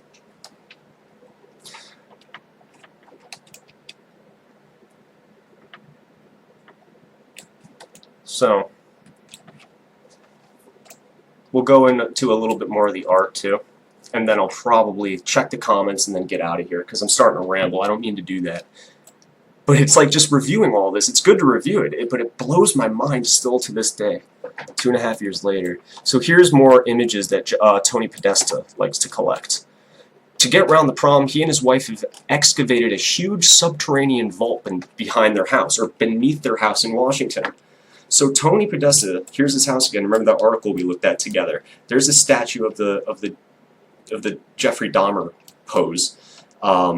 In that same article, I think in the DC Life magazine or whatever, it straight up says that he and his wife has excavated a literal subterranean vault to look at art that depicts child abuse, child rape, child murder, and ritual sacrifice. This is an image of John Podesta's painting in John Podesta's office, which depicts some type of sacrifice. What type? I don't know. Here it is. So this is the actual image. Like, this is the photo that was taken. And then in the background, if you look carefully, you see this, which isn't that big of a deal in the moment, you might think. But it looks similar to something we're going to cover in the next video, and that's called spirit cooking. It's like they're essentially experimenting with humans, cutting him down the middle, preparing him for some type of ritual, like he's a carcass, a dead body. And he has it just in broad daylight in his office, and it resembles that of spirit cooking. Would it blow your mind if I told you that the Podestas also had hands in human experimentation, a company that got in trouble with it due to a couple deaths that happened on their watch due to human experimentation? Just saying. So this is completely normal art that you would hang up in your house. Or not. Maybe you'd build a subterranean vault to look at it. So John owns an underground vault where he stores unconventional art. Tony owns weird art of children in weird situations, like being strung up to the side of a tiled room, or having your hands tied, clasped shut together in some type of shower room, or having your hands bound and put into a musical chairs-like sequence. He also has naked teenagers hanging up on his wall. That's normal. And that's also part of the article, the fact with the naked teenagers. This is another excerpt from that same article. As a legendary political fix-it man, Podesta has turned his Kalorama home into a shrine to contemporary art, ranging from relatively under-the-radar artists such as Serbian painter Biljana Đurđević. So that's who created these pieces of art right here. Biljana, okay? She's got a very, very unique style, one that pops out. It's unique. So here's another image. John received a weird file called pizza.jpg, and it was encoded with steganography. So again, this is no joke. Pizza is known to be used by pedophiles, like I told you, to refer to child porn. Steganography is known to be used by pedophiles to communicate secretly. So what was contained in the email was this photo of two Asian women that was eating pizza with a small girl, and it says, "It doesn't get any better than this?" Question mark. So pizza.jpg seemingly contained two women and a little girl eating pizza. It raised suspicions because the family of the sender looks nothing like that. So a hacker apparently discovered an embedded text file with an undeciphered message in it. I don't know what that undeciphered message is. Here's more about Evie's crib. Let's not mention Tony Podesta. Great lifelong friends with famous, very popular, old Republican. Because again, this isn't about right versus left. This isn't a Donald Trump, WikiLeaks, alt-right Russian conspiracy theory. This is about your kids, dude. It doesn't matter. These evil fucks, they don't care about left versus right. They don't care whether you're a Democrat or Republican. They just want your kids and the organs inside them after they've had their sexual way with them. And they want to do it on a mass scale. Here's Dennis Hastert, lifelong buddy of Tony Podesta, convicted pedophile. He's a Republican official. He's Podesta's good buddy.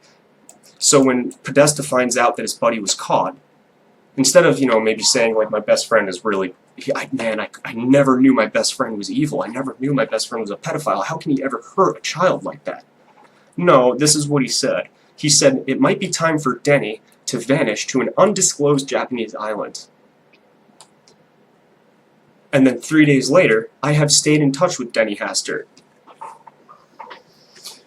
So his advice to someone that has sexually assaulted, who's a pedophile, who's a rapist, he touches children, he attacks your children, he's a predator.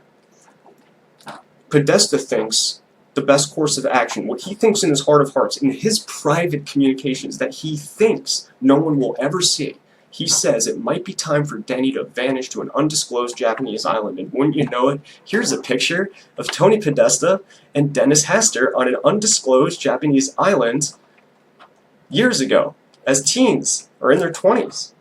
And that's on Camp Nose in Japan, okay?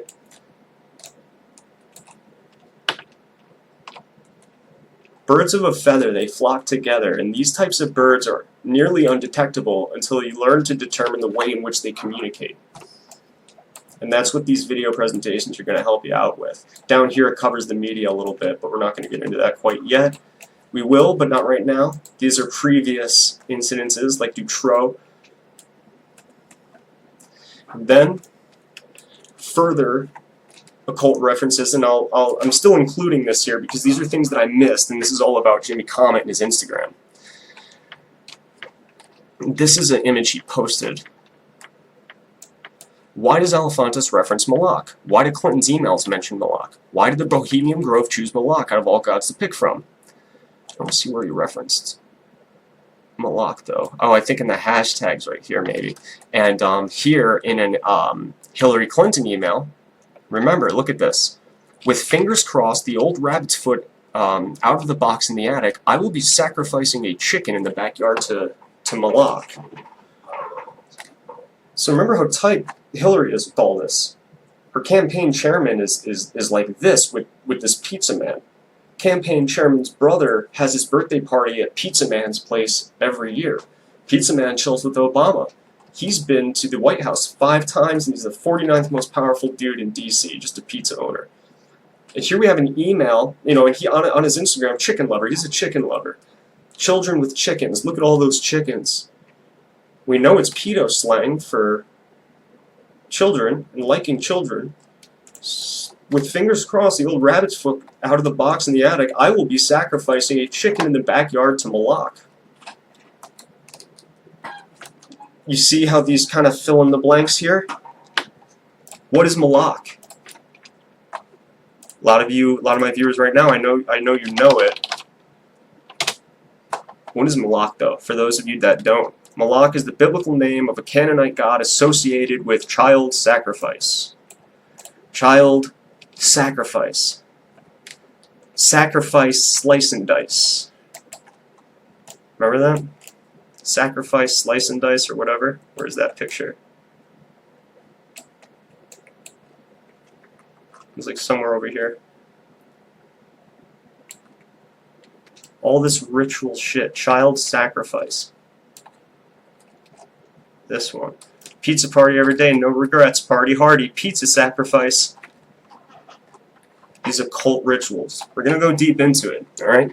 So that kind of wraps up James Elefantis and the Instagram side of things. And look, I know I missed some stuff. I know someone right now is screaming at me in the comments section about what I've missed. Hopefully you guys are putting it in the chat, you know, links and shit like that to what I've missed and stuff. But I think, just in general, it's a good run-through at the very beginning of how this all started to where we ended up now, you know, where we're at now. And I think this was, you know, a pretty good representation of that situation. Let me just pull this up here.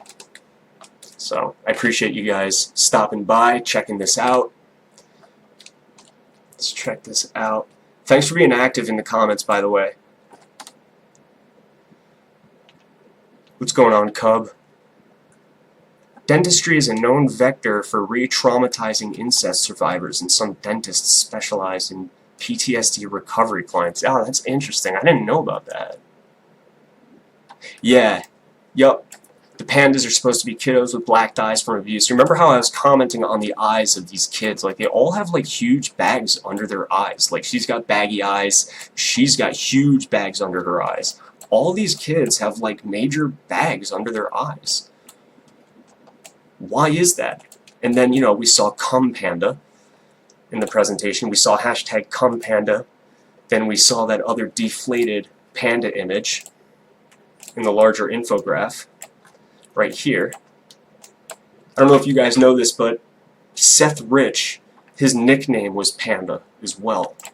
Seth Rich's nickname was Panda as well. So you see these common themes. I'm not saying I know where they go or I know what they exactly identify as. The point is that you just keep spotting them over and over again. You keep seeing them over and over again. Don't believe the hype, says Red Shoe. Yup, so Tony Podesta's red shoes, that's something that you see pretty frequently. There's a few different instances of that, as a matter of fact. Look at the shoes on second pick from an email sent to Tony Podesta. So this is an email sent to Tony Podesta. So again, here we are, Casa Podesta Pizza Party. So we have another pizza party going on here. These people love pizza, dude. From Ashcock Mtronics. So glad that we got to see both of you after quite a while. It was worth to be with Tony so close to his 72nd. Attached are pictures that capture some of the spirit of the evening at a couple of different levels. Warm regards, and hope we see you again soon. So it captures the spirit of the evening at a couple of different levels. What does that mean? I believe it's an attachment? Yes, it's an attachment. See, anyone can do this, what I'm doing. I'm showing you how to access this stuff. Yes, I'll download it. I don't care. Whatever. We'll get the other one. So this is what it looks like as we're perusing WikiLeaks. You know, this is what it would look like. We'd view the email. We'd see who it was from, who it was sent to. We'd check for the attachments. We'd search for keywords, especially after learning about food, stuff like that. So here's the images. So this is just an image of like some type of gathering with a cardboard cutout of the Pope. And then here's this. It's Tony Podesta, some cake cutting time. Thought for sure the red shoes were in this image though. Well, either way, not a big deal. Oh, this is the one. Here it is. They love the red shoes. They're all imaged with red shoes. And this gentleman puts forth the argument that the red shoes are representative of Wizard of Oz. So in Wizard of Oz, Judy Garland goes over the rainbow, right? Thanks to her red shoes, and nothing will ever be the same. Thanks to her rubber slippers, Judy walks in a yellow spiral to go to the magic world, the color world. Not sure, look further. Tony has the exact same shoes as the 2011 Debbie Reynolds shoes on Red Shoes Wizard of Oz. Let's see this one. I haven't viewed this stuff in a while. I knew the red shoes stuff, but this angle, I didn't see like the exact shoes stuff.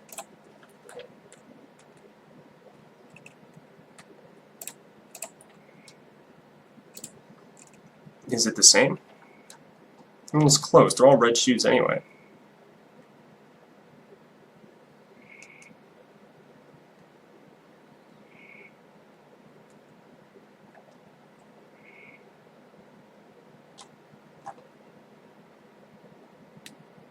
Here we are. What's this one? See if it even still exists. So much has been lost in a way. I mean, it's mostly been eternalized, but there's a lot that was removed.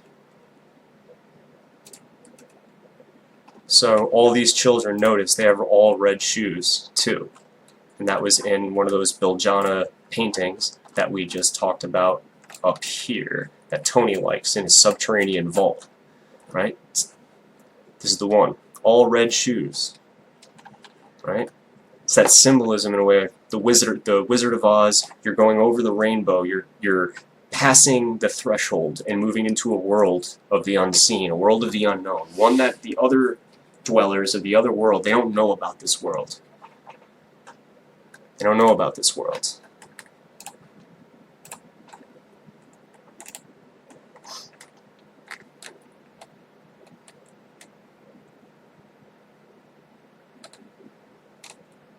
Yeah, I'm sorry guys if it was buffering. I've been like going through like repairs with my computer and shit recently, so I apologize. I really do appreciate you sticking through it if it doesn't break up the momentum for you. But I am in the works of fixing that for you guys. For myself, it's just a lot more pleasurable. It's just neglect, you know. You got to keep up with stuff. Negligence doesn't help a computer run very smooth.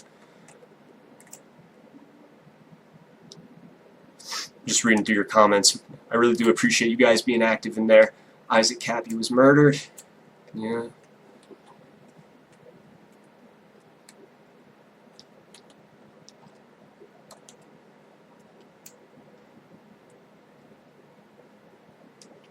The bloody guy had the red heel on. Red shoes are supposed to be human flesh of victims as trophies. I wouldn't be surprised, because human hunting parties we've talked about, and that's another piece of important contextual knowledge to have, is all the other instances of rampant, organized, high-level pedophile rings operating. The main example being like the Franklin scandal, the Dutroux affair, all very high-level operating pedophile rings that were highly violent. It involved murder, rape and murder, making kids murder each other after raping each other. It was terrible, and it existed. And the level of evil, I've never seen it before, really. Never seen it before. And let's not forget about Breitbart. Check this. Andrew Breitbart died of natural causes at age 43 after calling out Podesta on being part of a pedophile ring. So this dude, years ago, talked about John Podesta being the gatekeeper, or the person that covers up underage sex slavery. And he accused John Podesta of uncovering underage sex slave operations and defending unspeakable dregs. And then he says, how much longer until they kill me? Quote, heart attack, or quote, car accident. Or frame me for a crime. Read me while you can. And then he died. He fucking died. He's dead. This dude's dead. He's dead now. Cappy's dead now. Okay, so people suffer the consequences when looking into this. I'm not important enough. My viewers, maybe, you're not important enough. I'm just saying that the little guys have to do it. Big guys, they run the risk. They run the risk of losing their lives, their careers, their livelihood, their wives, their friends, their family. They'll have their kids killed, they'll have their family wiped out, they'll lose everything. Blacklisted from Hollywood, never have a big base of fans to expose the truth for ever again.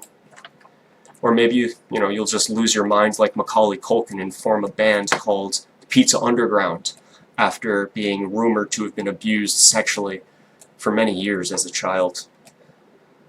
Maybe you'll go on to create an underground railroad system that runs under the streets of Washington, D.C. called the Pizza Underground in the general physical proximity of Comet Ping Pong, which is, again, just a coincidence.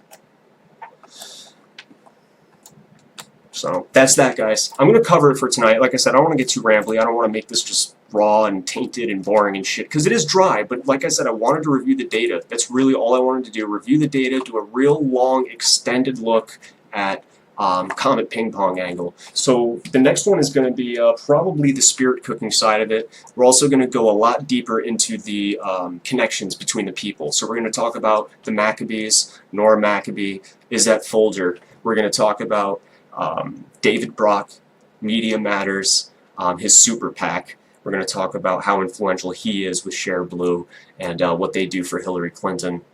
We'll go a lot deeper into Jeffrey Epstein. I exited that photo. I'm getting tired, so I gotta, did I lose it?